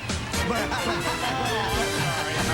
I'm into all that, but I got to tell you, I don't want to watch it from the hospital bed like I did last year. But Tony Romo, unbelievable. Everybody, even if no matter where you live in this country, you're still a fan of the Cowboys. And I think it's because of the cheerleaders. But at the end of the day, we're in Charlotte, so I'm going to watch the night say. John, I live in Pennsylvania. I'm an Eagles fan. Come on. Well, I live in Los Angeles. We don't even have a football team. St. Louis stole the Rams. All right, how about Jason Lyne and Jake Coughlin? Another huge matchup with points implications. Lyne is fourth in the points. Jeg is third. Yeah, and right now this is with lane choice. Jason has chosen that left-hand lane. We're going to see how that works out for him. Kurt liked that right-hand lane, went 659 in it. This is a matchup. Jason's doing a good job this weekend on driving. He told me he's kind of a homebody. He says he likes to be at home more often. The longer he's away at the racetrack, he says it seems like the worse he does. So this being his home track, he should be able to nail that tree this run.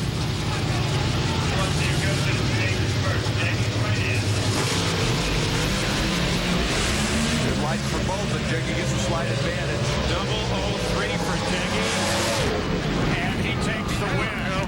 671-2, 206.04. Good job. Well, there's the call out to Jeg for Jason Lyne. Man, I didn't even need a steering wheel, I don't think. Good job. Good job. We're going there. We'll have it. Well, you heard Jeg said he didn't even need a steering wheel. That was not the case for Jason Lyne. Jason Lyne was all over the place when he let that clutch out. It cost him a little bit. He was 102 at 60 feet. To Jeg Coughlin's 1 second flat. You saw that. Jeg just pretty much perfect right down that racetrack. That's what got him the win. And so now we're complete Pro Stock Motorcycle. We look ahead to the semifinals where Rick Johnson is going to have lane choice over BJ. And Jeg Coughlin will have a lane choice when he comes up to face Justin Humphrey. Let's go to Gary Gerald with what happened to that. Absolutely. When you knock the number one man in the point standings out of this first phase of the countdown of the championship, give us a sense of perspective and how important that win was. Well, that was a huge run right there. You know, Eric Cruz number one after 18 races. I finished number two, and you know we've been battling all year long. AC Douglas Cobalt's just been running fabulous this year. We have 3 wins, but that's a top-notch team over there, and we knew they weren't going to hold anything back, and we didn't either. My AC Douglas team held up to them, and the Chevrolet is just flying this weekend. This is fun. Driver did a nice job too at a double 03 line. Well, and just that quick, we're into Pro Stock Motorcycle, and about 3 feet away from the sand trap is Steve Johnson, who won over Wesley Wells. Remember, he is the U.S. Nationals champion for the 2nd time in his career, but he just notched the move into the semifinals, and here is the Pro Stock Motorcycle ladder presented by Lucas Oil. So Wells and Johnson. Matt Smith and Hector Arana's coming up. Arana has had some really good moments this season. And Angel's going to face up against Joe DeSantis and Eddie Krawick going at it with Matt Guerrero. And we'll show you the Pro Stock Motorcycle points as well to get you oriented there with Matt Smith, number 1. And Steve Johnson just keeps moving further and further forward for a guy who had kind of a lackluster first half of the season. He's really moving now. And so here is Angel Sampay and Joe DeSantis.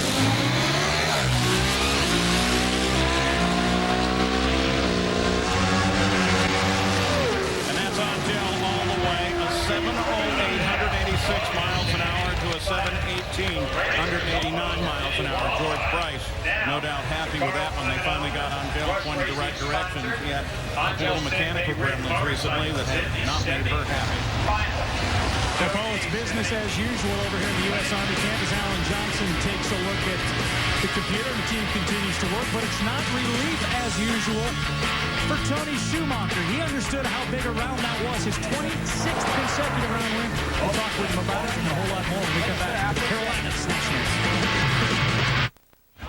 They're race fans all over the place, all ages, all sizes, but they all have one thing in common. They're pretty excited about being here and what's turned out to be, what's turned out to be a great little rivalry developing between NASCAR and the NHRA. We're only about a block from the Lowe's Motor Speedway. And we continue Pro Stock Motorcycle. Hector Arana, he's the closest to you, and he will face Matt Smith. Remember, Hector Arana to get that first round win was on that wild ride where he's hanging off the side of that bike to keep it from going over the center line. when everything's right, Hector Ron can run head-to-head with pretty much anybody. And Matt Smith, I'll tell you right now, he's got an awfully tough motorcycle over there in the left lane. Nobody wants to stay. Yeah, looks like we've got a little staging to a pro stock motorcycle. What's with that?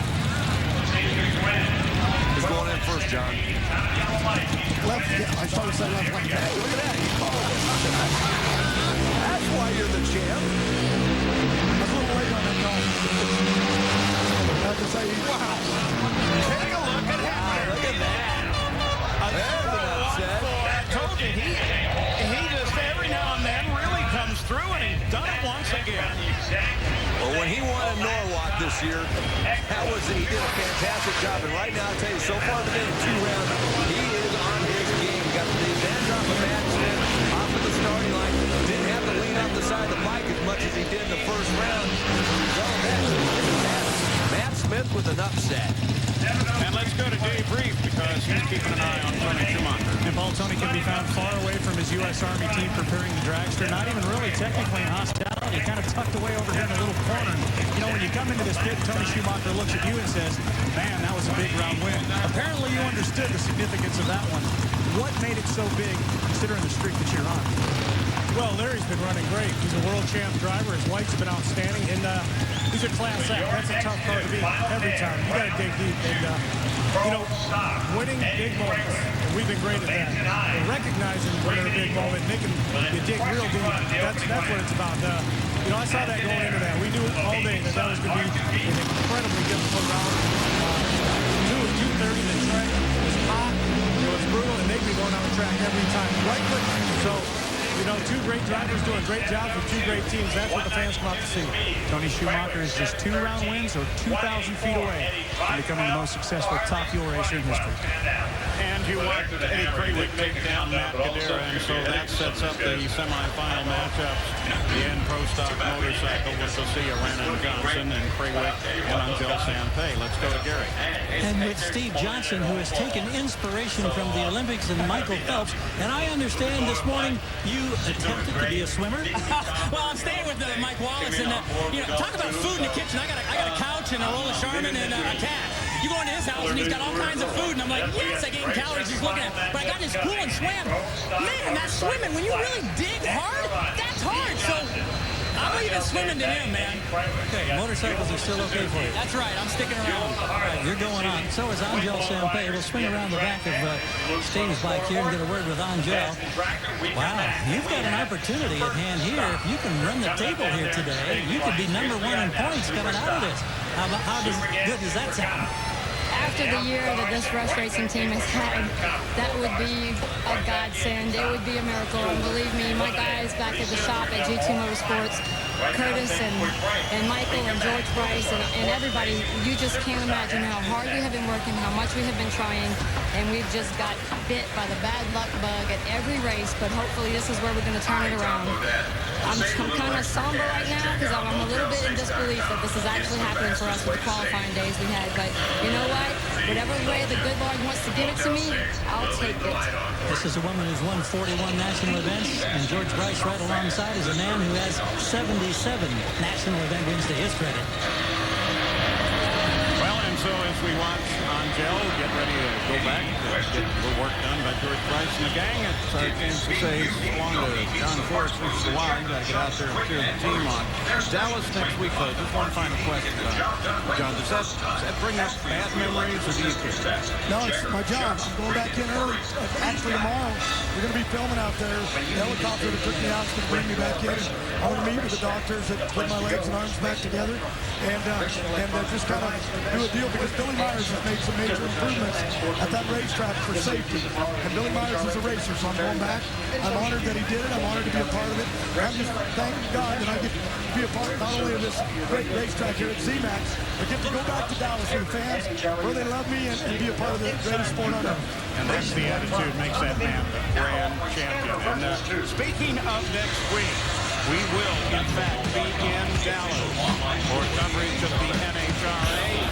It's the O'Reilly Auto Parts Superstart Batteries Nationals with qualifying on Saturday, NHRA race day, and the finals on Sunday.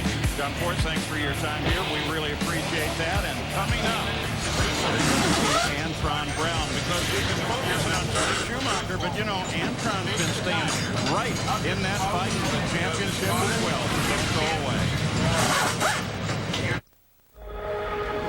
This telecast is also available on ESPN2 HD. When you look across the Lowe's Motor Speedway, just across the street, this area has just got so much going on with regard to motorsports. Of course, we have the drag strip and Sprint Cup nationwide, Mike. They got a number of things and a number of these complexes just in this area. They also got school bus racing during Lowe's summer shootout festivities. Maybe I can still get a ride. Hey, you got a chance. I've driven Legend cars. They are an absolute hoot. I love them. And then they got monster trucks at the dirt track at Lowe's. That's my son's favorite. He loves the monster trucks. And how about the super late models over at the dirt track, which is right next to the drag strip here. They're one of the best forms of racing out there. The World Outlaws. They race at the dirt track at Lowe's.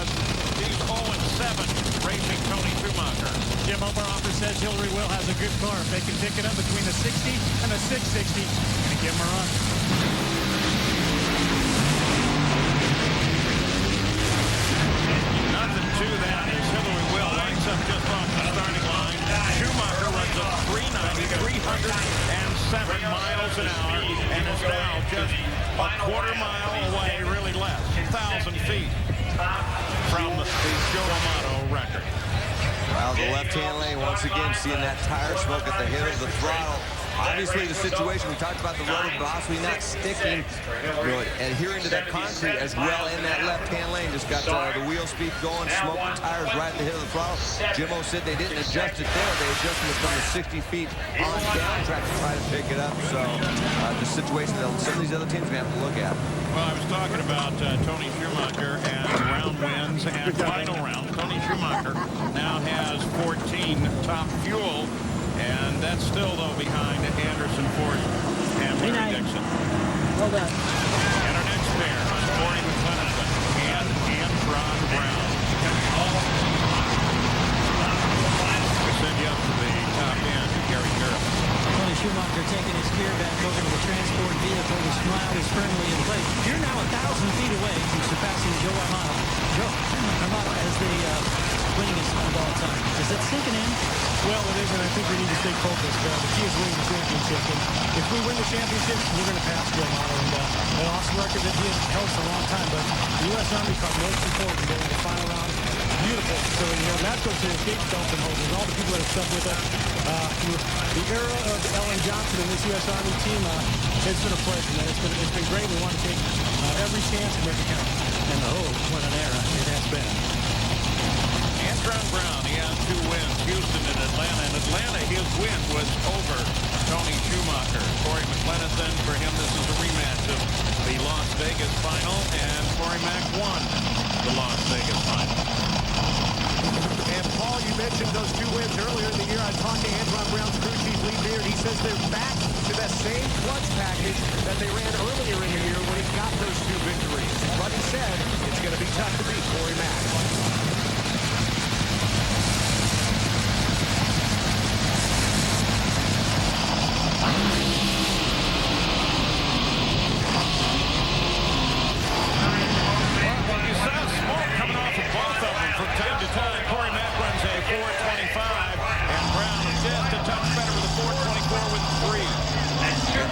Another good side-by-side race, even though both cars were spinning the tires. Antron, he's pumped up. Now look on the left side.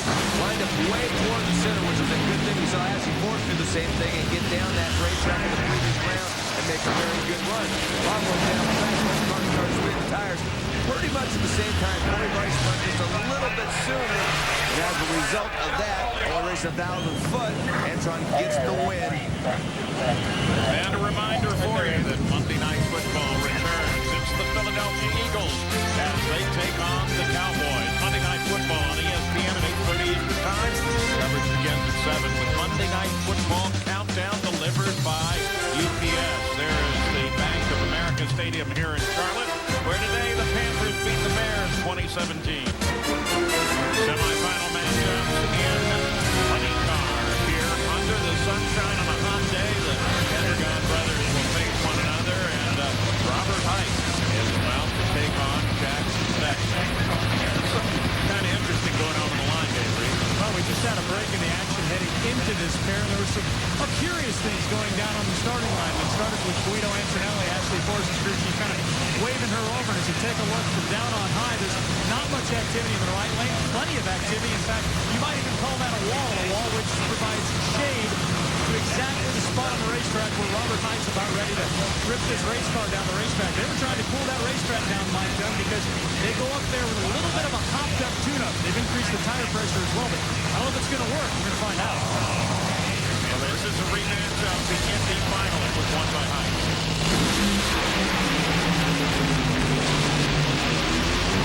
Wow, there's a little payback for you. Beckman now light at 002.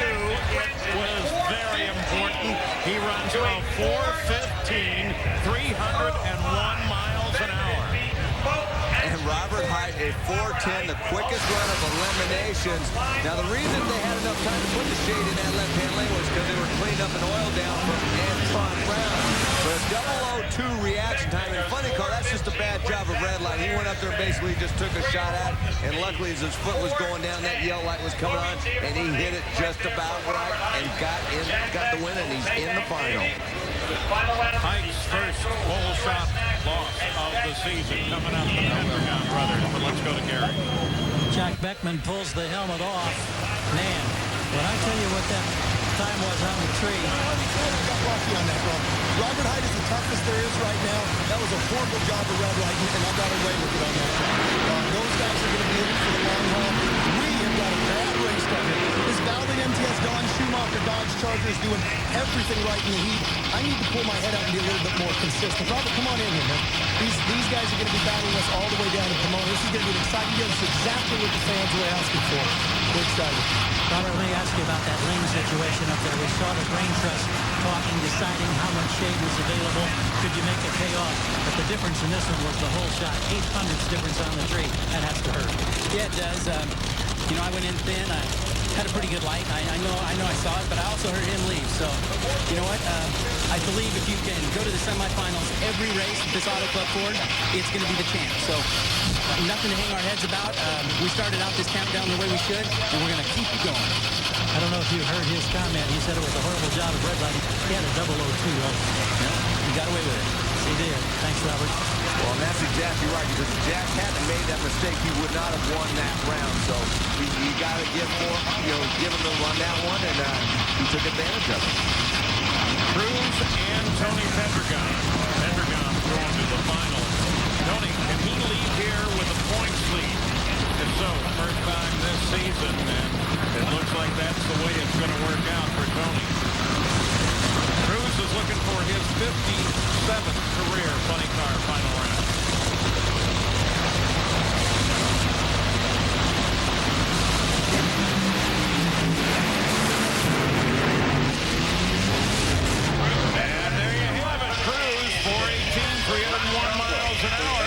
Cruz will go to the final and face Jack Beckman. The great stuff from Powell Resort Casino in Latin. Tell you, Ron Tolman can't say enough about the job he's doing. I mean, he has given Cruz a consistent race car that pretty much goes down the track. Every time you step on drive, I know I've said it a number of times, but as a driver, that is such a great feeling to know that the odds are when you mash on the gas, it's going to the finish. And there is the finals matchup. Cruz, Pedregon, Jack Beckman. Beckman will have the lane choice. And just a few minutes ago, Gary Gerald caught up with Corey McLennan. The embrace from Corey McLennan. Corey, hang with us for a second. We'll get a word with Antron. When you start the countdown phase of the championship, it's so on the line. Everybody's so focused. And now you've got a golden opportunity. Number one, number two. What do you got in store for that Schumacher Express? Man, we got to give it everything we got. I mean, honestly, Tony was strong this weekend, but Corey Mack in the Fram car this weekend, he's been the car to beat. I mean, every lap to lap, those guys were flying, and we tried to tune her up and go down the racetrack, and track just didn't hold it. That was a lucky one because Corey Mack's car's been running flawless, but we just got to go out there and make a flawless run, go from A to B, do what we do, and do what we need to do to beat the U.S. Army team. I think our Matco Tools guys are going to go back, work hard with those wrenches, and see what Lee Beer comes up in that head, and see if we could roll the dice and throw it right on down Broadway on those Schumacher. Corey, 5 more opportunities now before a champion is determined. Thank you. He jumps over. He is so nimble, this young guy. I know it's disappointing in this situation. You look like you had a real handful of race car there. Yeah, I did. It was just one of those things where, you think maybe I should have stayed in it and tried to handle the car, but it was going sideways in a big way.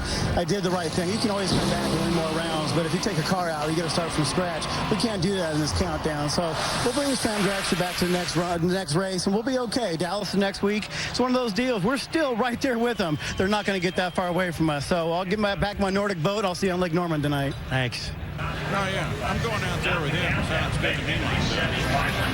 Look at that crowd. They have had a great day of racing with more to come. We look ahead now to the Nitro Final. And the way they will match up, and Tony Schumacher is looking to break Joe Amato's record, but number 2 in the points right behind him is Antron Brown. He'd like to win, too. How about Jack Beckman? Yeah. Can he take out Got one more to go, though. in a funny car? All those things are coming up.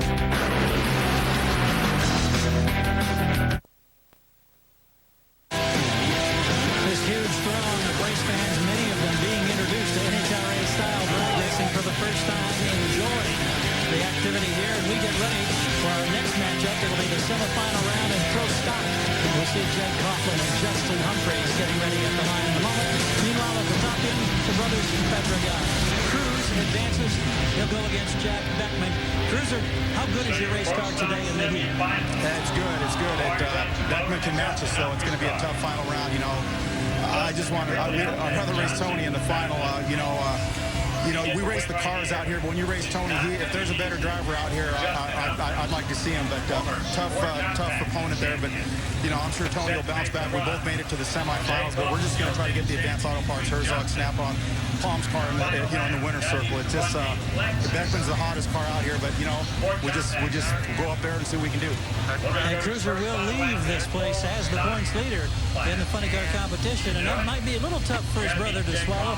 But now you start thinking about Texas. You still got 5 opportunities left in this countdown. Oh, a semifinal finish for us is, it's nothing to sneeze at. We're real pleased with that. I mean, we would obviously like to have won that.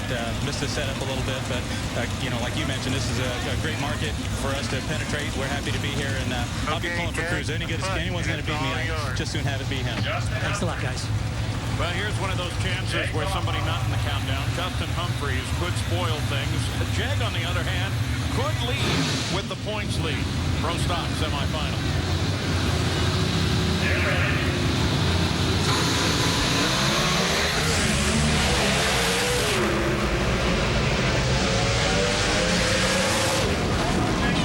what are we talking about? A 670, 205 miles an hour will send Justin Humphreys into his second career final and have a real adverse effect on Jeg Coughlin. Wow, you think Humphreys is liking his Warren Johnson horsepower? Justin did a good job at a 100th of a second advantage off of the starting line. Cars ran pretty close to identical, about 1,000th of a second quicker for Justin. He had that with the reaction time, and he's in the final round. Great job. So we've got part of it. There is the finish line look as Justin Humphries takes down Jed Coughlin. And that brings our next pair to the line. Kurt Johnson and V. Gaines. And earlier in the week, Dave Reed caught up with the owner of this track, Bruton Smith. I am very proud of what we've got here. And I guess the reason is so many people have come up and thank me.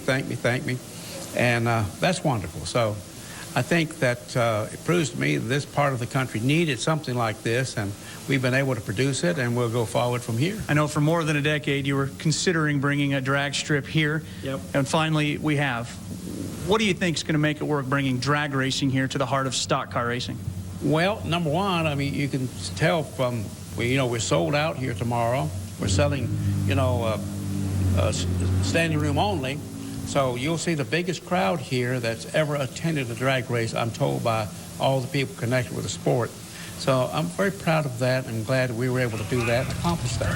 Is it even better than you thought it would be? It really is, and it's bigger. I mean, we were just touring back here and getting a view of all the things that makes this so big, and it's just amazing when you go behind this grandstand and look at everything that comes with this sport. I know everybody'd be mad if I didn't say a heartfelt thank you for what you've done here. Well, thank you, and thank all of you guys at ESPN. We appreciate the job. Bellagio of drag strips, I'm not going to argue. Well, V. Gaines had another one of those remarkable lights, a 007, but it wasn't strong enough to take down Kurt Johnson, who not only wins, but moves to the points lead. Well, and that was a great drag race. Like you said, V. Gaines, very good react time, 007, 7,000 perfect, exactly 200 quicker than Kurt Johnson off of the starting line, but Kurt makes a very nice run in that right-hand lane. 6:68 lap time, beats a 6:72 by V. Gaines by just that much. And that, too, is OET of eliminations there. Now we show you the change there. Big for Kurt Johnson as he goes around Greg Anderson. It's still a good day for V. Gaines. Let's go to Gary Carroll. Well, here's Justin Humphries and Jay Coughlin, and that was a terrific drag race all the way down the quarter mile. And for you with the WJ Power now, here you are getting ready to go up against Kurt Johnson. What's that going to be like for the final? I can tell you one thing. There's no team orders between us, but these guys have been such a huge help for us. And, first race back in our Pontiac GXP, and we're excited to be back in it. And have these guys power under the hood is just unbelievable. These guys are great to us, and it's going to be a good final. Hector Arana and Steve Johnson. Steve Johnson on the left. He's looking to go to back-to-back final rounds. He's trying to get Hector to roll forward. And Hector, come on. We don't have all day. We've got to get this race going. Hey, Hector's been doing a very good job up to this point today. Steve Johnson coming off that U.S. Nationals win. He is up on the tire. He is pumped. Red light for Hector Arana. Steve Johnson will go to the finals. He'd never been to back-to-back finals, but now he will be. Go to the final round. 7:05. 190. And this, Steve and his typical celebration, but this was a little atypical. Steve went up there and put the pre-stage light on and said, come on, Hector, move in here, let's go. There's the arm wave they were looking for. They saw the wind light come on, Mark Pfizer and the team said, yeah, you like that. Well, soon we'll find out who will face Steve Johnson in the finals of Pro Stock Motorcycle, and we'll be talking with this man, Jed Coughlin. That's all when we come back. Getting ready now for Angel Sampey and Eddie Krawick to see who will go against Steve Johnson in the Pro Stock Motorcycle final. We've got Jay Coughlin here at the top end. And Jay, tell us about the countdown approach now. You had a semi-successful day, but not the day I'm sure that you want. No, we're definitely wanting to get this yellow and black car into the final round, no doubt about it. And we knew Humphries would be extremely tough. He's running some WJ Power in the hood now, and that's really good for him. But the countdown, it's game on, man. It's time to go. And unfortunately, we just had a darn good drag race and came up on the wrong end of it. But we got 5 more great races out. Thanks. And speaking of a good dragway race, Eddie Krawick and Angel Sampey, she pulls a 003 line. Eddie Krawick well behind her, but he drives around her and takes the win. This is just a good drag race. Both riders did a good job. As you look at the margin of victory at the stripe, about a quarter of a flag length. So now we're set up for the finals as Steve Johnson will face Eddie Krawiec, but with that run, Eddie Krawiec has the lane choice. Indeed, by 400ths of a second, Eddie Krawiec will have the lane choice. We saw Steve Johnson in the finals. Of course, he won the U.S. Nationals. Last time we saw this man in the finals, a little over a year ago at Brainerd, Minnesota. How important was the testing you did at Indy this last week leading up to this event? I think it helped us out a lot. You know, it gave us some confidence coming into here. We both ran well, and both bikes were sort of getting them sorted out. You know, we got this countdown, and it's all important. You know, we count round wins, we count everything, but you know what? All more important, I want a Wally. You know, that's the one thing I haven't gotten yet. I've had the opportunity twice. I got a check for 25 grand a couple weeks ago, but you know, I want to bring that Wally home to this Vance and Hines camp. How are your nerves? I'm cool as and calm as can be. E-Town Eddie, cool and calm as can be. But next Sunday on ABC, the NASCAR Sprint Cup Series at Dover, presented by Principal Financial Group. Second race in the chase for the championship. There's still a lot of excitement going on here just north of Charlotte, zMAX Dragway. You look up and down the line of all the different competitors who find their way into the final. Well, Justin Humphries, even more than a little bit excited. This is a huge moment for him looking at a final. Nick Johnson, I think he just lives his life excited. But it ramps up a little bit when he gets into a final. And then there's Tom, who actually studied Tony Schumacher. He can try to make history. When we go to the final round, this is backed by one of the best crews in there is. All up and down the pit road.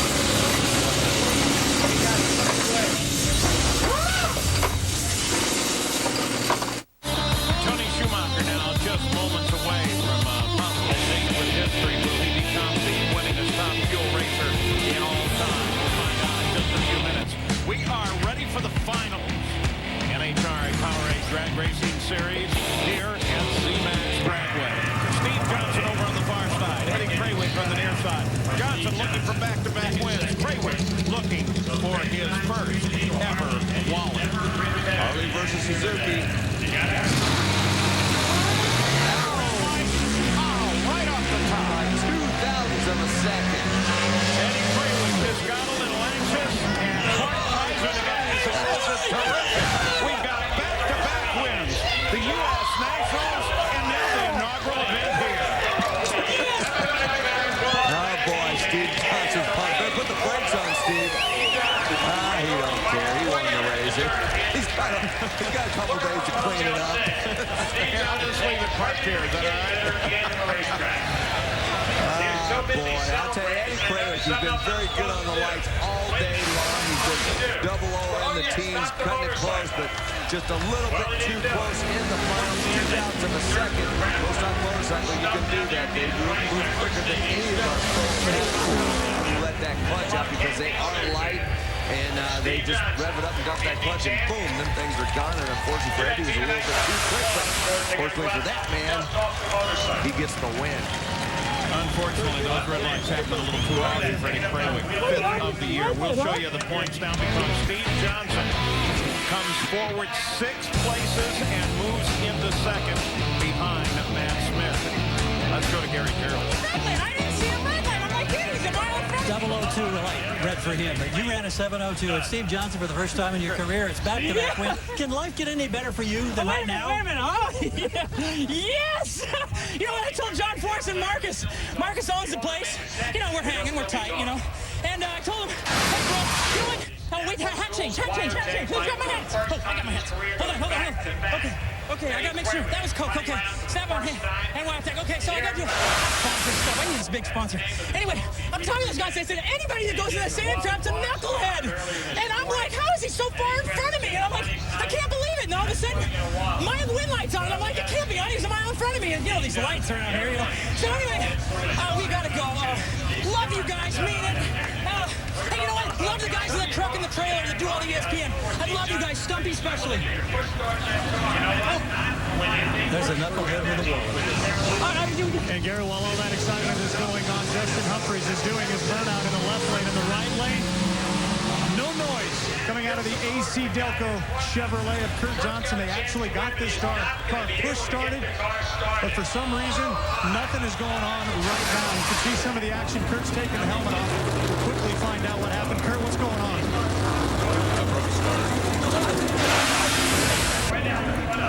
It looked like they had it started. They push started it for a second, but then it looked like it died again. Justin Humphries backing up from his burnout while Warren Johnson goes over to look at Kurt Johnson as well. Yeah, disappointing right there. Kurt Johnson definitely had the car all day long. You look at his round record for the year, 34-15. Point position is first, but see, the problem is, you know, as he's telling Dave, you cannot push start the car, even though they did get it started by the NHRA rules. So as a result of that, Justin Humphries going to get a single. And so Justin Humphries, Warren Johnson power. Guess what? It's been 4 years since we've had a first-time winner in pro stock. We're about to see it again. Justin Humphries, you look at his round record. Too bad he couldn't have made it into the countdown to the championship. Now sits at the line, and he knows that the other end is his first Wally as Kurt Johnson. A sad sight to see him have to push that away. Nevertheless, he leaves here with the points lead in pro stock. But Justin Humphries. Let's go to Dave Reed. Well, walking with Kurt Johnson as they push his car off. Can't be happy seeing what happened to Justin Humphries, but all in all, you come out of this deal with a point lead to count down to the championship. In some weird, strange way, it's worked out. It's just drag racing right there. You know, you wake up in the morning and 6 hours later, after the start of the race, you don't know who's going to win. And that's what makes NHRA drag racing exciting. For AC Delco, Chevrolet, and everybody involved in this car, Redline Oil, Mark Christopher Chevrolet, everybody involved in this car, the whole crew, Justin Belt fans, Mike Smith, the whole GM Performance Parts team. You know, we ran good this weekend, and I think we made a statement, and we got 5 more to go. We got a lot of racing to do. It still is a win for he and his dad. Remember, that's a Warren Johnson engine under the hood of Justin Humphries. And what unusual circumstances. KJ can't get it started, and Humphries has his problem and just rolls quietly down the track. Kurt Johnson will lead here, number 1, and coming up, it will be Nitro. And in Nitro, Tony Schumacher is the guy. Will there be records? Stick around. Time for the funny car final. Cruz Pendragon and that man right there, Jack Beckman. From zMAX Dragway, the inaugural event here, the Carolinas Nationals.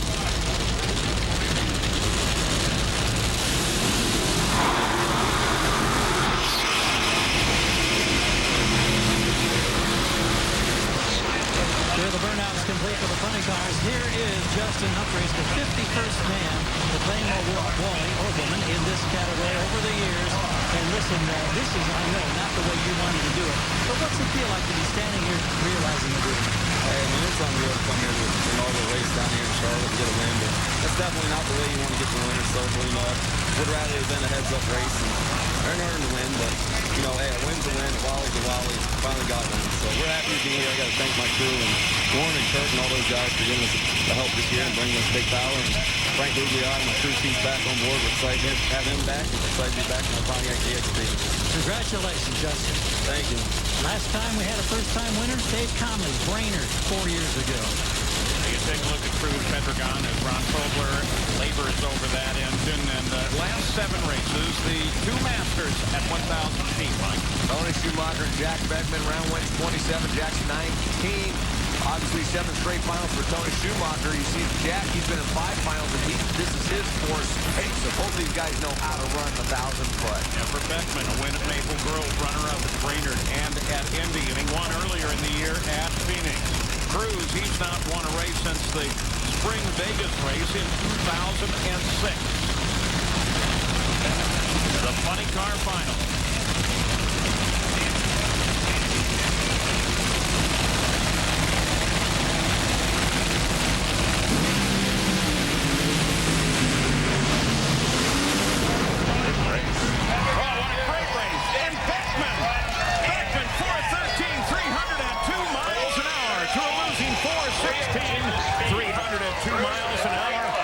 Cruz Pendragon.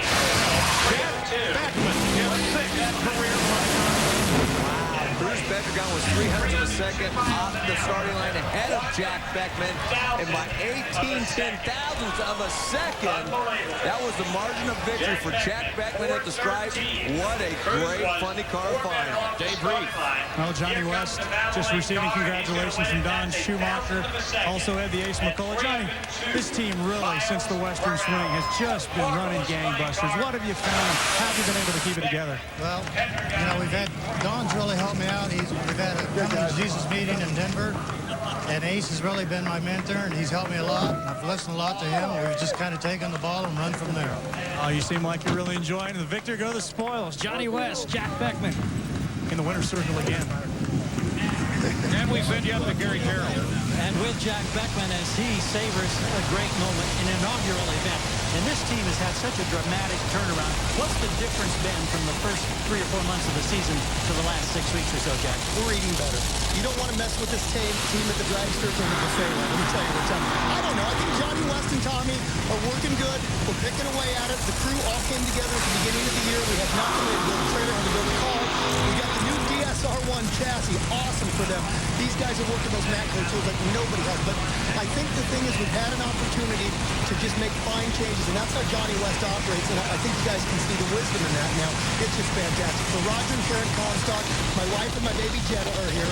For Valvoline, Mail Terminal Services, Dodge, Gates, Matco, I could not be happier. This was not about the driver. This was the crew that got us this win. Congratulations. Thanks, guys. And now Top Fuel.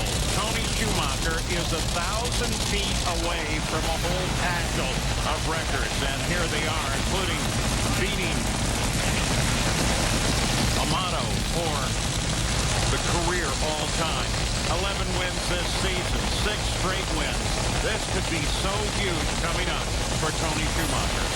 Boy, absolutely. Go to the top of the class over Joe Amato and guys like Big Daddy Don Garsby, the winningest Top Fuel driver ever. It's got to be something to be said there. But this race car has just been, it's unbelievable how dominant they've been this year. If anybody can take them out, though, right now, I've got to believe right here, Antoine Brown, Lee Beard. I mean, they have a very good operation over there. They don't have lane choice. They're in that left-hand lane, but it seems like the teams are kind of moving towards the inside and getting off the starting line. If they get off the starting line, this track's probably about just as good as the right lane.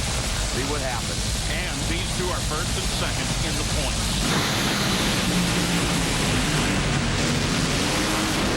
He's done it, Tony Schumacher. A 388, 317, all of those records fall. Tony Schumacher is now the winningest driver in the history of Top Fuel Dragster.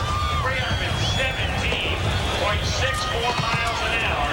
Boy, what a great job. I mean, that team is just unbelievable. Tony Schumacher, he had the advantage off the starting line. He might have even been hit a little bit deep. He did have to shake up early, but he's run almost 278 miles per hour. That's really made the difference over Antoine Brown to get his 53rd career victory. And Dave Reed, 317, the fastest run at 1,000 feet. And backed up by the U.S. Army, his Army crew. Amazingly, this may have been among the quietest celebrations this team has had. That's because you realize what you guys accomplished, getting Tony Schumacher to an unbelievable number. Well, you know, yeah, it was definitely exciting, but I couldn't see the light. I couldn't see the win light. I didn't know if we won or not, you know, but guys, 7 races in a row is hard to do. I'm telling you that, you know, you got to have some breaks, and you can't have anything go against you. You know, obviously we didn't start this race off the way we wanted to in qualifying, but, you know, we collected it together and got it done today. So. Tip our hat to you two. Your 75th win as a Top Fuel crew chief. As we head down to the far end, we're very happy. Tony Schumacher. Tony Schumacher, when did you start to realize that you had an opportunity to surpass Joe Amato as the winningest driver ever in NHRA Top Fuel history? Well, that's a good question. A couple years ago, we were getting close. Beginning of this year, we figured in a couple years we'd be right up there. But so with Dixon, you know, both of us were doing great. And I think what an opportunity to have with Alan Johnson, with the 9 guys that work on that Army car. You know, it's kind of what we were talking about earlier, man. That's both of us had Valvoline power in our car, man. It's kicking butt. And, you know, the thing went fast. And I you look at the situations, and I've watched movies about baseball players, you know, and this guy, you know, 64, I think it was, and it's so inspirational to know that those goals are out there, and you got a team capable of doing it. But to get up in the morning and to have that shot, to have that one shot, you know, sit in the staging lanes and just thinking, man, we're 4 seconds away, 3.8 seconds. I don't know what we ran, but we're that close to doing something that no one's ever done before. It's a privilege, it's an honor to be part of the U.S. Army team, to be part of something great like that. Well, you've seen something special in history, but where does he stand? Tony Schumacher is the winningest top fuel driver of all time. It takes a great car to do that. Alan Johnson gave it to him, but it also takes a great driver, and Tony Schumacher is a great race car driver. Jim Wilkerson fell from first to fifth, but a single round of racing covers 1 through 5 in funny car. Next week, we do it all again in Dallas. Coming up next, it's NASCAR Now.